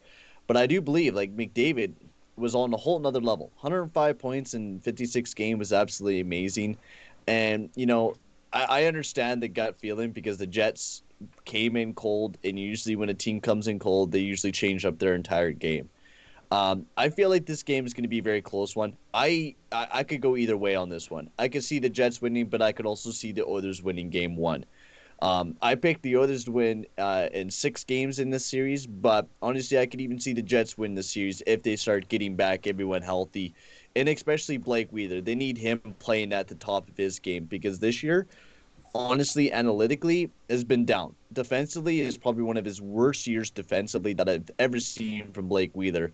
And yes, he is a bit up offensively, but his defensive game is terrible, and he needs to start working on that if they're going to be wanting to defeat the Edmonton Oilers. But this game, I'm choosing 3-2. I'm choosing overtime as well. I feel like this game is going to be close. I feel like Hellebuck will definitely be stepping up big time. And it should be a fun game between the Oilers and Jets. You're doing this game live tonight, right? No, I'm not doing it live tonight. I'm just gonna be chilling and watching it. I'm gonna keep myself rested for my reaction video that I'm gonna do on the game. Okay. Very interesting. Avatar is an interesting pick. It seems like him and I think similarly because I was gonna say 5-1 Edmonton, so I'll say that too. Avatar, I think you read my mind or something. 5-1 Edmonton. Oilers are gonna win this series. I think this will be the most lopsided series in all the playoffs. Jets just came in way too ice cold going in. There is something relatively special about this year's Oilers team. The goaltending's gotten better. The defensemen can generate more offense. Nurse has been pretty awesome. Barry's generated offense as well for that team. We all know how good McDavid's been this year. Draisaitl has been awesome too. And yeah, they lost to Chicago last year. I remember last year, I was thinking that series was a toss-up. I wasn't saying that either one of them was for sure going to win. Like, Chicago beating them last year did not surprise me at all whatsoever. This year, I think the Oilers are different. This is the best Oilers team within the past couple years. I have them going to the semis from the North because I just don't trust Toronto at all. I barely even picked Toronto over Montreal, and I didn't even feel good about doing that. But I think Edmonton's got this one on lock. They're going to win in 5. We'll see, though. They're going to win tonight 5-1. Won't be that competitive. They're just not going to stop McDavid. I'm also very, very curious as to how McDavid does next year, assuming we go back to a regular season where teams play all these other teams and go all over the place. Because don't get me wrong, McDavid's very, very good. He's one of the all-time greats. I don't think he'll ever be better than Gretzky because to me that's just impossible to do, my own opinion at least. But my one takeaway with him and Matthews this year, they have only played teams in the Canadian divisions where their defenses have been butt. Flames defensively aren't that great. Canucks defensively aren't that great. Senators defensively aren't that great. I don't know. There's a little bit of a takeaway there. McDavid is amazing. He's going to win the Hart. He deserves it. I'll have to disagree with you on that one because I don't think I heard people discredit the players, but you look at every division this year, and that's the thing. Like, comparing division, it's a horrible thing to do because you take a look at the East Division. You got Buffalo, Philadelphia, easy teams to score against, and McDavid would totally pick apart those teams. That's take true. a look at the West Division. You got the Ducks and you got LA. You got teams that McDavid used to rip up before. Yeah. Every division had a lot of weak teams. Yes, the North Division only really had Toronto and Edmonton. And then Winnipeg was doing really well most of the season up until the end where they started, crap in the bed. But honestly, looking at the North, yes, they are I think they're the 3rd worst team defensively giving up their numbers, I think. But McDavid this year is incredible, and I don't discredit it at all because the the year he had, and I think he would still put up the same amount of points because you were looking at last year the way that he was doing in the regular season. He was still putting up massive amounts of points in the amount of games that he was doing. So I don't think just playing in the North Division, yes, it changes it up a little bit because of the fact that you are playing the same team over and over again, and you're able to figure out that team's defense. You're playing those is a big 7 thing. times each too. Yeah. Well, actually, even more in the Canadian division. It's more like 9 to 10 times in the Canadian division. So you're playing that team a lot, but I think McDavid's year was absolutely amazing. Same with Matthews. I mean, you take a look. It was like 40 goals in 50 games. Yeah, it was insane. I'm not denying it. Like, McDavid is the best player in the world, and you can make a very strong case for Matthews being the second best player in the world. He's in the conversation at least, but I'm just saying that I feel like in a normal season, they wouldn't score quite as high. It would be like a little bit less than that. So I'm very curious to see how they both do next year. You do make good points. I'm not like disagreeing necessarily, but maybe I am a little bit, but I don't know. When you play like the same crappy defense 7 times, like to me that inflates the stats a little bit. But McDavid is still unbelievably good, no doubt about it. Like if he gets $130 next year, that wouldn't surprise me at all one bit. If Matthews gets like 50, 55 goals next year, that wouldn't surprise me one bit. I'm very curious to see how those two do next year. Those are probably, for me, the top 2 players to watch next season, not counting anybody on my team, because I just want to see how they do in a full 82-game season. Teams travel everywhere, plays all these different teams, stuff like that. So I am excited to see that. And also to note, I think the North Division was probably one of the hardest divisions to play because the amount of traveling you had to do as well. Like you take a look at, the East Division with Capitals. They didn't have to travel too much. The farthest the Oilers had to travel was all the way to the East Coast to Toronto, which is a totally different time change. And that would be a bit difficult for the North Division. And you still have to do a lot of traveling even coming into the playoffs. Thankfully, Montreal's facing Toronto and Edmonton's facing Winnipeg, so we don't have to see that much travel up until the second round. But North Division was a pretty hard division to play in. Yes, there was a lot of weaker teams near the bottom, but I think most of the divisions were pretty even throughout the league. The North Division was a bit weaker, but travel made it a lot harder for those teams. Yeah, that's a good point. I didn't think about that, where you're going from one side of the country all the way to the other because of the whole U.S.-Canada border thing. Because the East, I think, is the team, or I think the East is the division that travels the least. Yeah. If I'm not mistaken. If I'm not mistaken. For sure. Yeah, I didn't think about that. That is something that can be talked about. They can take a bus a lot of the time. They don't even have to take a plane. So Bill T asks Payton, I guess, because we're both Oilers fans, and I personally don't think so for the very reason we're talking about right now. Do you think the Edmonton Oilers can make the finals? I would like them to make it to the finals, but do I believe that? No. I had them lose in the second round against the Maple Leafs just because of the fact that the Maple Leafs had a way better season against the Oilers. Sure, I could totally see McDavid turning on his Jets and the depth actually starting to click and us go all the way, but there would have to be a lot of things go right for the Edmonton Oilers to be able to win that cup. I don't believe it. I would love to, but I don't think the Edmonton Oilers will make it to the finals nor win the cup this year. Yeah, and I think that's a lot of it has to. I don't think any team from the North is going to win for that very reason we were just talking about. There's just too much travel. They've played a lot. They have played a lot. It's going to be some physical series that we're going to be seeing between the Canadians and the Leafs, and not just that, the Oilers and the Jets. There are going to be some physically demanding series, especially the Canadians Maple Leafs one. Like, if the Leafs don't come out with a bunch of bumps and bruises, I don't know what Montreal is doing. Yeah, that's the only way they're going to win, right? Right, E? Is they're going to have to beat up the Leafs. Mm-hmm. I think that's also part of the reason why I had Edmonton beating Toronto in the second round. If you take out my distrust in the Leafs, I mean, I don't see the Oilers and Jets being as physical as Canadians and Leafs, and like those two teams are just going to beat the snot out of each other. So I got Oilers going to the semis. Also, too, I don't think Oilers are as good as other teams that could potentially get into the Cup. I don't think the Oilers are as good as like the Hurricanes. I don't think they're as good as the Lightning. I don't think they're as good as the Avs or Vegas. I don't think they're as good as Boston. Oilers are a good team. I'm not trying to say they're bad or anything like that, but there's just other teams in the league that are just better. Give them, without a doubt. give them one more year with their cap space next year. They just need a little more depth. Don't be doing stupid things like tourists. Trade for Eichel. Oh my god, that center depth would be so filthy. Have Draisaitl, McDavid, Puljujärvi in your second line with Eichel.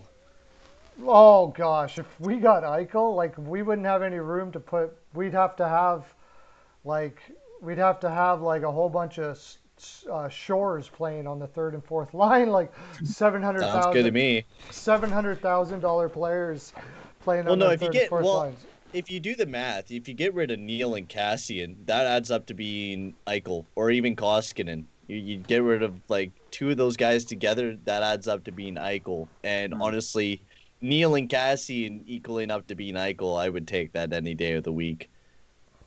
And especially if I know the salary cap won't be going up this year, but once, everything kind of goes back to normal, and especially with the new TV deals that the NHL is signing and probably everything's starting to go up here for the NHL, that salary cap should be jumping up here in the next little bit.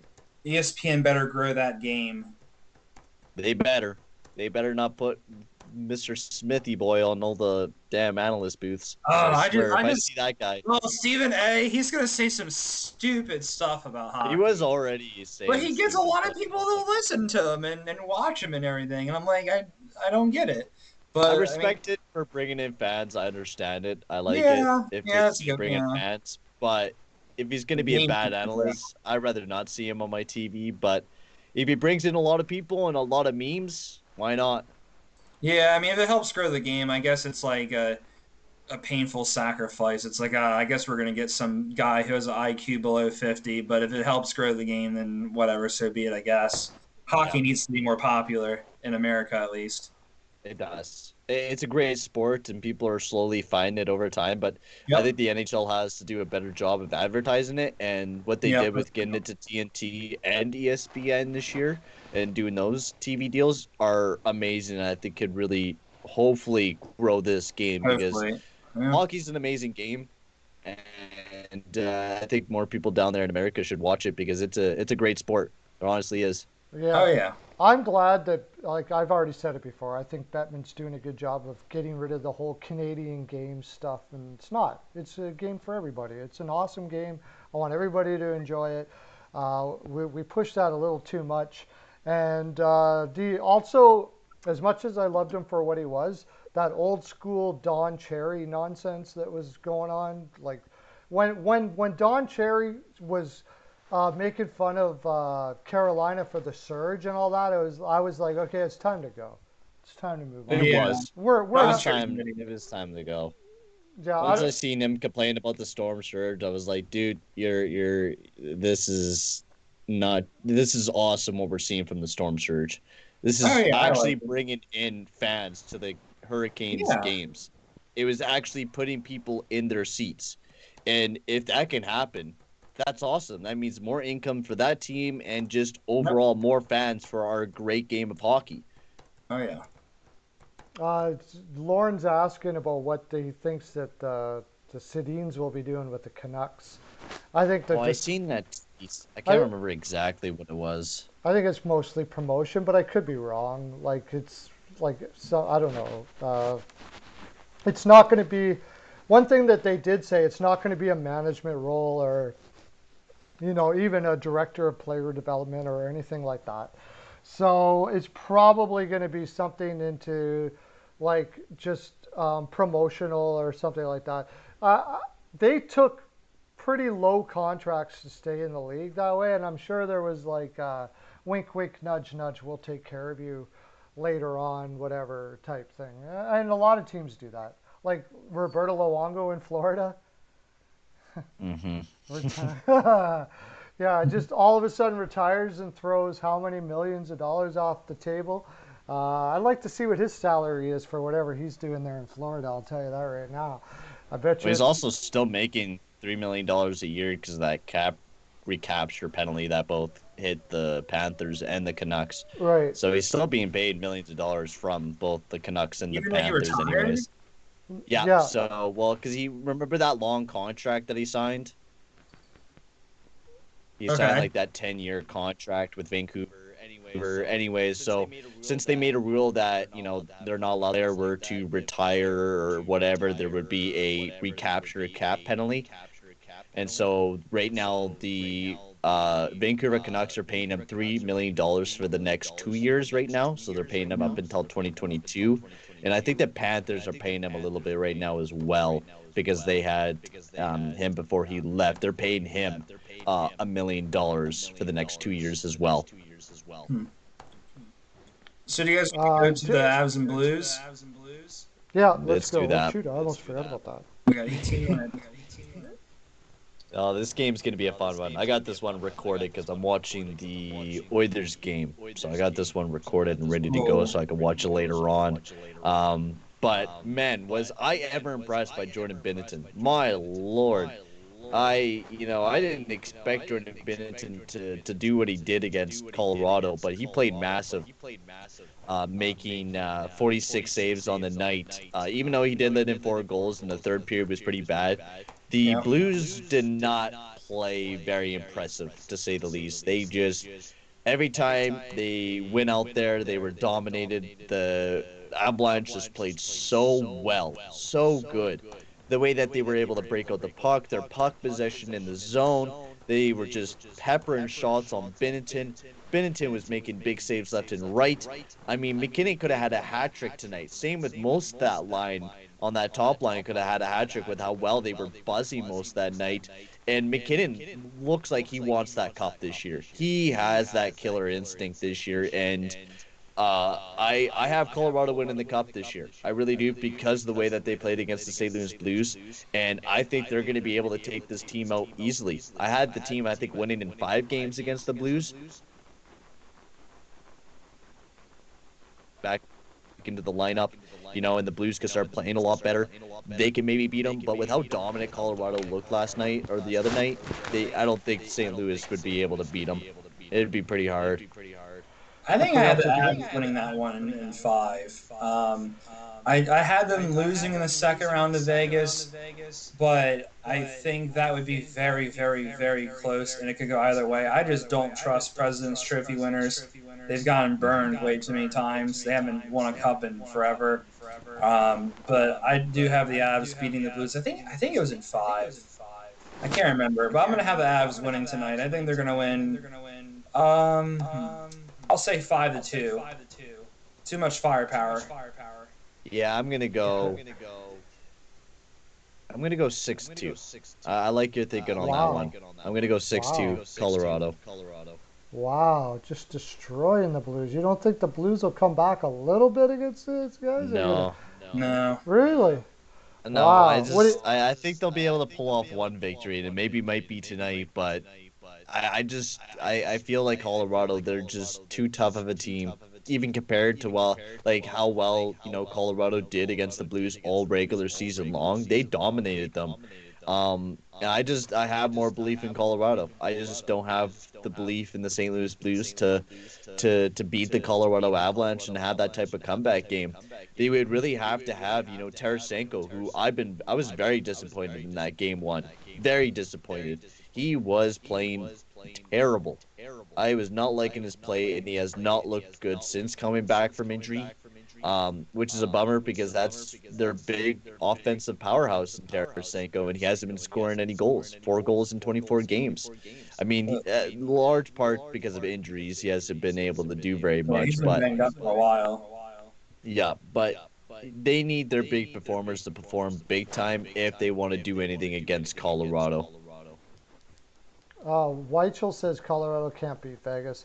I'll tell you what, I got to see. Oh, that's either way. That's the 50 either way. I got to see Vegas playing. Vegas can play better than they have against Minnesota so far. They showed it in the regular season. But we said that about Vegas last year too, and we all remember what happened. They lost to Dallas, and I think Colorado can beat, especially if they steam steamroll through the Blues and they are, more healthy and more ready to go, Vegas, I think Colorado will be able to beat Vegas this year. I just think Colorado is a better team. It's They have that 50-50. powerhouse. They have a great defensive core. They look like a better team, and especially if Grubauer can outplay Marc-Andre Fleury, without a doubt, I'd choose Colorado over Vegas any day of the That week. that's an interesting goaltending duo. And correct me if I'm wrong, but didn't Vegas lose to Dallas in the was that the conference finals? Is that Yeah, what? conference Yeah, finals. Yeah, yeah. So they were. So that was that in six? I can't. I'm trying to remember. It was a I while I ago. think I think that was actually. Yeah, Um, yeah. because I know Vegas got pushed really hard by the Canucks, They were and 4-4 in the regular season. That's a good stat, Avatar. Avatar has been money in the bank in this comment section. Avatar, you should be in every show. You should talk on here with us sometime because I like what you're saying in the comments section. But anyways, four is interesting. oh, Also, five too. games, 5 games against Vegas. Dallas beat them in Oh, five five. games in conference Okay. finals. Yeah, it was okay. Yeah, but also too. So not only were they 4-4 in the regular season, I just think if you look at it like from top to bottom, you would have to give Colorado the edge in firepower. I just think they have more of a scoring prowess. Their centers are better. I mean, nobody on Vegas is even close to McKinnon in terms of forwards. I mean, Mark Stone's good, but I would much rather have McKinnon. I mean, defensemen, I feel like both of them kind of have a little bit of a system, but I think overall as a unit, Vegas might be a little bit better defensively. Goaltending, you got to give the slight edge to Fleury, but Fleury and Grubauer would be a great duo. I'm pumped, assuming they both go to round two. I'm pumped for that series. I might have to stay up late for that one, or just record those games and come back home from school, just rush home just to watch that. I mean, I'm Mhm. not going to record game twos and stuff like that. I'll catch the highlights, but when it gets to that series, I might have to put more time into that because I'm pumped for that potential round two. Yeah, I would say I'm with that. That's the biggest thing, and it's the thing that's creating problems for Vegas this year and last year, is that they don't have that playmaker up the middle. Mhm. Yep. And McKinnon is definitely going. They're vulnerable up the middle for sure. Nobody Yeah, likes to be vulnerable up the middle, do that's they? true. No, That's you don't want that. that's one of the biggest Uh, recipes for a cup winner is that depth right down the yeah, middle. yeah. In any way, do you want that? But so that. Oh, look at Calgary just scored again. Oh my gosh! Good thing I took the over on this. It's 5-2. Um, Jesus. yeah, it's just like playing it. It looks like an all-star game out there. Um, No defense. no defense at all. Anyways, but what they do lack in that, I mean, Grubauer played well in the regular season, but he's yet to truly prove it in the, well, Washington, he did pretty well, didn't he? No, Washington in the playoffs, he wasn't all that great. He played the two games and he got swapped out for Holtby. Yeah. But I mean, he was the hot hand going into that playoff run, which is why Trotz started him over Holtby. And then after that, like you could have made an argument that Holtby should have won the Conn Smythe. I mean, I agree with the decision to give it to Ovi, but Holtby was definitely in the conversation because he was absolutely amazing that playoff run. But Well, he Grubauer, was. yeah, Grubauer, as we all know this year, has been very, very good. Um, he'll probably finish fourth in the Vezina voting because I think Fleury will beat him out. I think Vasi will. I think Vasi's going to win it. I think it'll go Vasi, Fleury, then Varlamov, and then Grubauer. The Vezina was just tight this year. It was just a race from start to finish.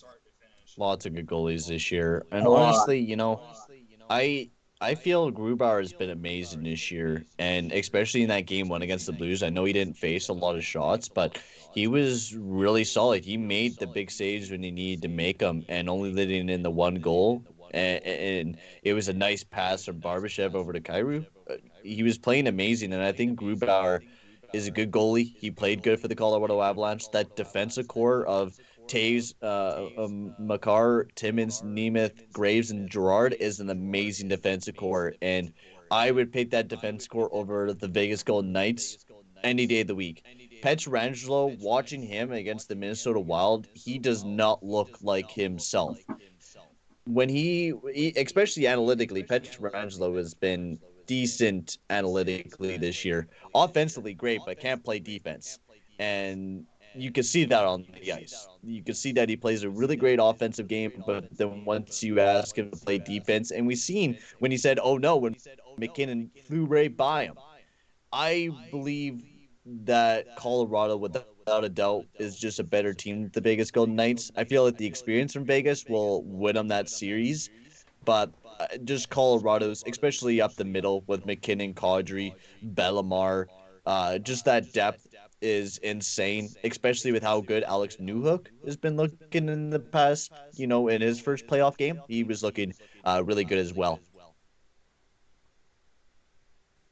Yeah, I picked Vegas to win the cup, but most of that has to do with Fleury, and I just really wanted to see what Colorado was, if Colorado was going to bring it all the way. I think if Colorado brings their full game, and Vegas brings their full game, That's going to 7. yeah, I think It's like a Game 7 double overtime written all over it. Yeah, maybe. It does. Yeah, it's going to be one hell of a series. But I just think I think Vegas is exposed up the middle against McKinnon. They don't really have anybody to combat McKinnon, and that, I may end up kicking myself for taking Vegas. It also is going to depend on what's wrong with Pacioretty. Is he going to get back into playing? Because if he's not in, I can't see it. They need every guy in the lineup to be able to go up against that Colorado lineup. They got some young players, but Makar isn't even really a young player. I mean, Colorado, I'm talking about. Makar's a monster, though. Makar might be the best pure skating defenseman in the league, or at least in terms of like him in a short space. The way he like shifts over and like bobs and weaves in there, it's just nasty. I mean, the Avs are such a fun team to watch.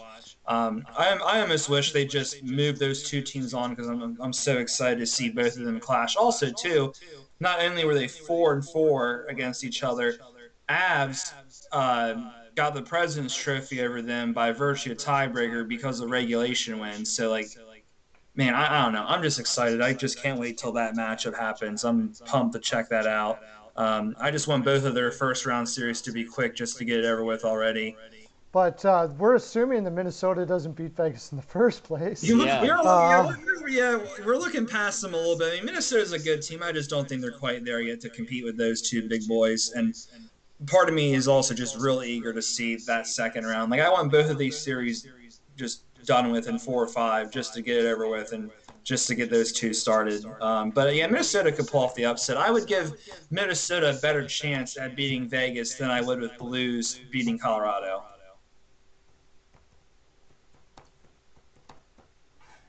Yeah, Sorry about that. I feel like, I really like Minnesota's chances of beating Vegas. Of course, I picked Minnesota.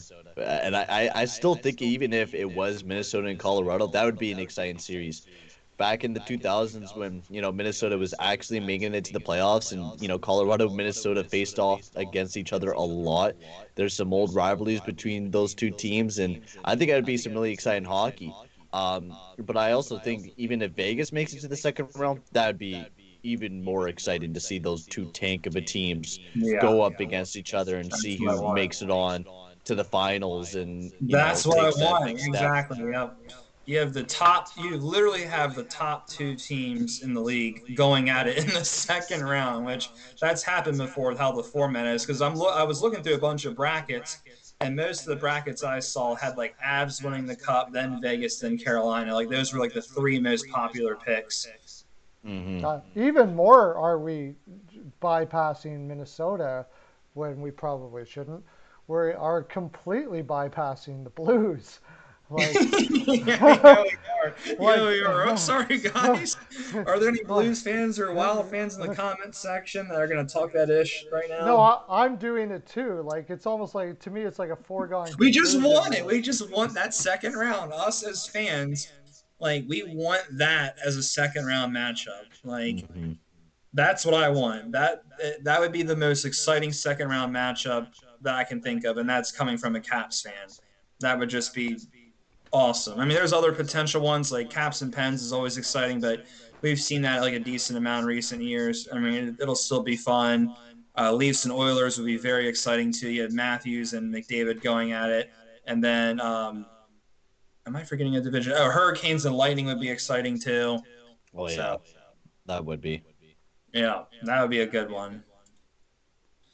I have Um, Vegas in the Cup losing to the Hurricanes, by the way. Sorry, go ahead. oh, you had Vegas? Yeah, I have Vegas and Canes too. Yeah, remember you and I had like very similar predictions, but our Cup winners were flipped around. I Did have they really? Colorado. I have Colorado and Carolina with Colorado winning. Yeah, President's Trophy's cursed, man. I don't trust it. I don't trust it one bit. I think it'll break. The last time it happened was in what was it, 2012 with Yeah, Chicago, and that team yeah. was a tank of a team. So, I mean, Yeah, it's a break. I believe in Colorado this year. I just think the team that they have is just too deadly this year to not win the cup. They gotta. They have a lot of good players. I mean, they could even win it next year with how good this team is. A lot of the Yeah, they're players a young team too. under a They're good winning for contract. So, everything.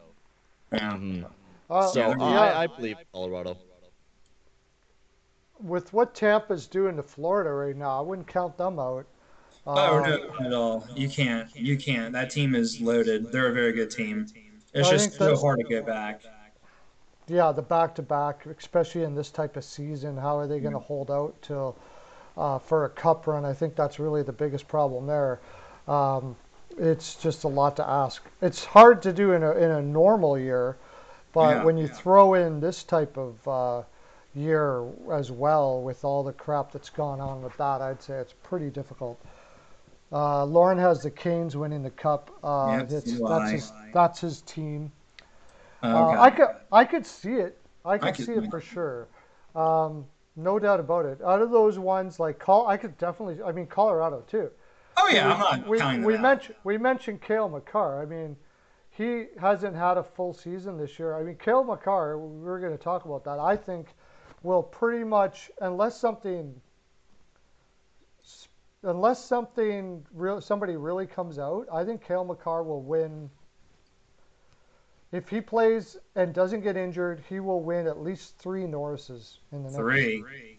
Yeah, at least 3 Norrises in the next 6 years. That's going to be tough, though, because there's That's so hard. many good defensemen There's a in this lot. era. It's going to be hard to even win That's three. yeah. I think you get lucky to win one with how Yeah. many good defensemen are stepping into this Yeah. league. And also, cool stat avatar. Last time Colorado won the President's Trophy was in 2001, and they won the cup that year Yeah, that's when true. they won the President's Trophy. So that That's is a true. pretty cool stat. We'll see if Colorado does it again, winning the I'm President's all, Trophy and the cup. I'm also biased because the President's Trophy is just terrible with the Caps. Like those two don't mix together No, whatsoever. no, they do not. I was so glad. I was like, all right, we're not gonna win it. I was worried for a while. I was like, please don't win that thing. Please don't do it. And then I was like, all right, we're not gonna win it. Like, there's not much pressure on this team. Like, sweet. Like when the Avalanche were like, oh, we want to win that. I'm like, yeah, you go ahead. I don't want that at all. Like that thing's a curse. I don't know. That's just what I think. But yeah, I'm pumped. They could win the cup. Avs are good. They have a lot of great scores. I mean, you can't forget about Landis Rantanen as well. They just have a lot of good players. So yeah, I'm pumped to see what happens and what goes on for the rest of the playoffs. Yeah, and with that, we are now into our final minute of the broadcast. Yeah, check out Off the Wall tonight. He's doing 2 shows. We just told us he's Oh, doing wow. 2 streams in a row. Oh yeah, he just goes nuts when he's like every game he It's does playoff back-to-back streams. I don't know. Jeez. I don't know how he holds his voice, to tell you the honest truth, because you watch him, like he doesn't just sit there and chat. He's like, whoa, like he's just getting totally into it, right? Love him. He's awesome at what he does. Payton, are you going to be back for this week at all, or another time, or what? Oh yeah, I'll be joining you for the rest of the week. I was just saying. Thursday and I Friday, was- I'll be joining you for the rest of the I was week. just. I wish setting I up for that. could. Yeah, well, you will have E back again for sure. Steele Yeah. messaged me, said he'll be back tomorrow. He'll be on tomorrow, so we're gonna have 3 people tomorrow. Oh, nice. We'll tell everybody in the chats tonight that we're doing picks again. We'll do some picks because it seems like everybody enjoys that, and we'll do some picks. Yeah. We'll see how everybody does. I'll see you probably a little bit in the chat tonight. I don't know what I got going on, but with Off the Wall Hockey. And we will see you tomorrow between 3 and 5. Thank you all for coming in. Have a great day, everybody. Okay, bye. Peace out.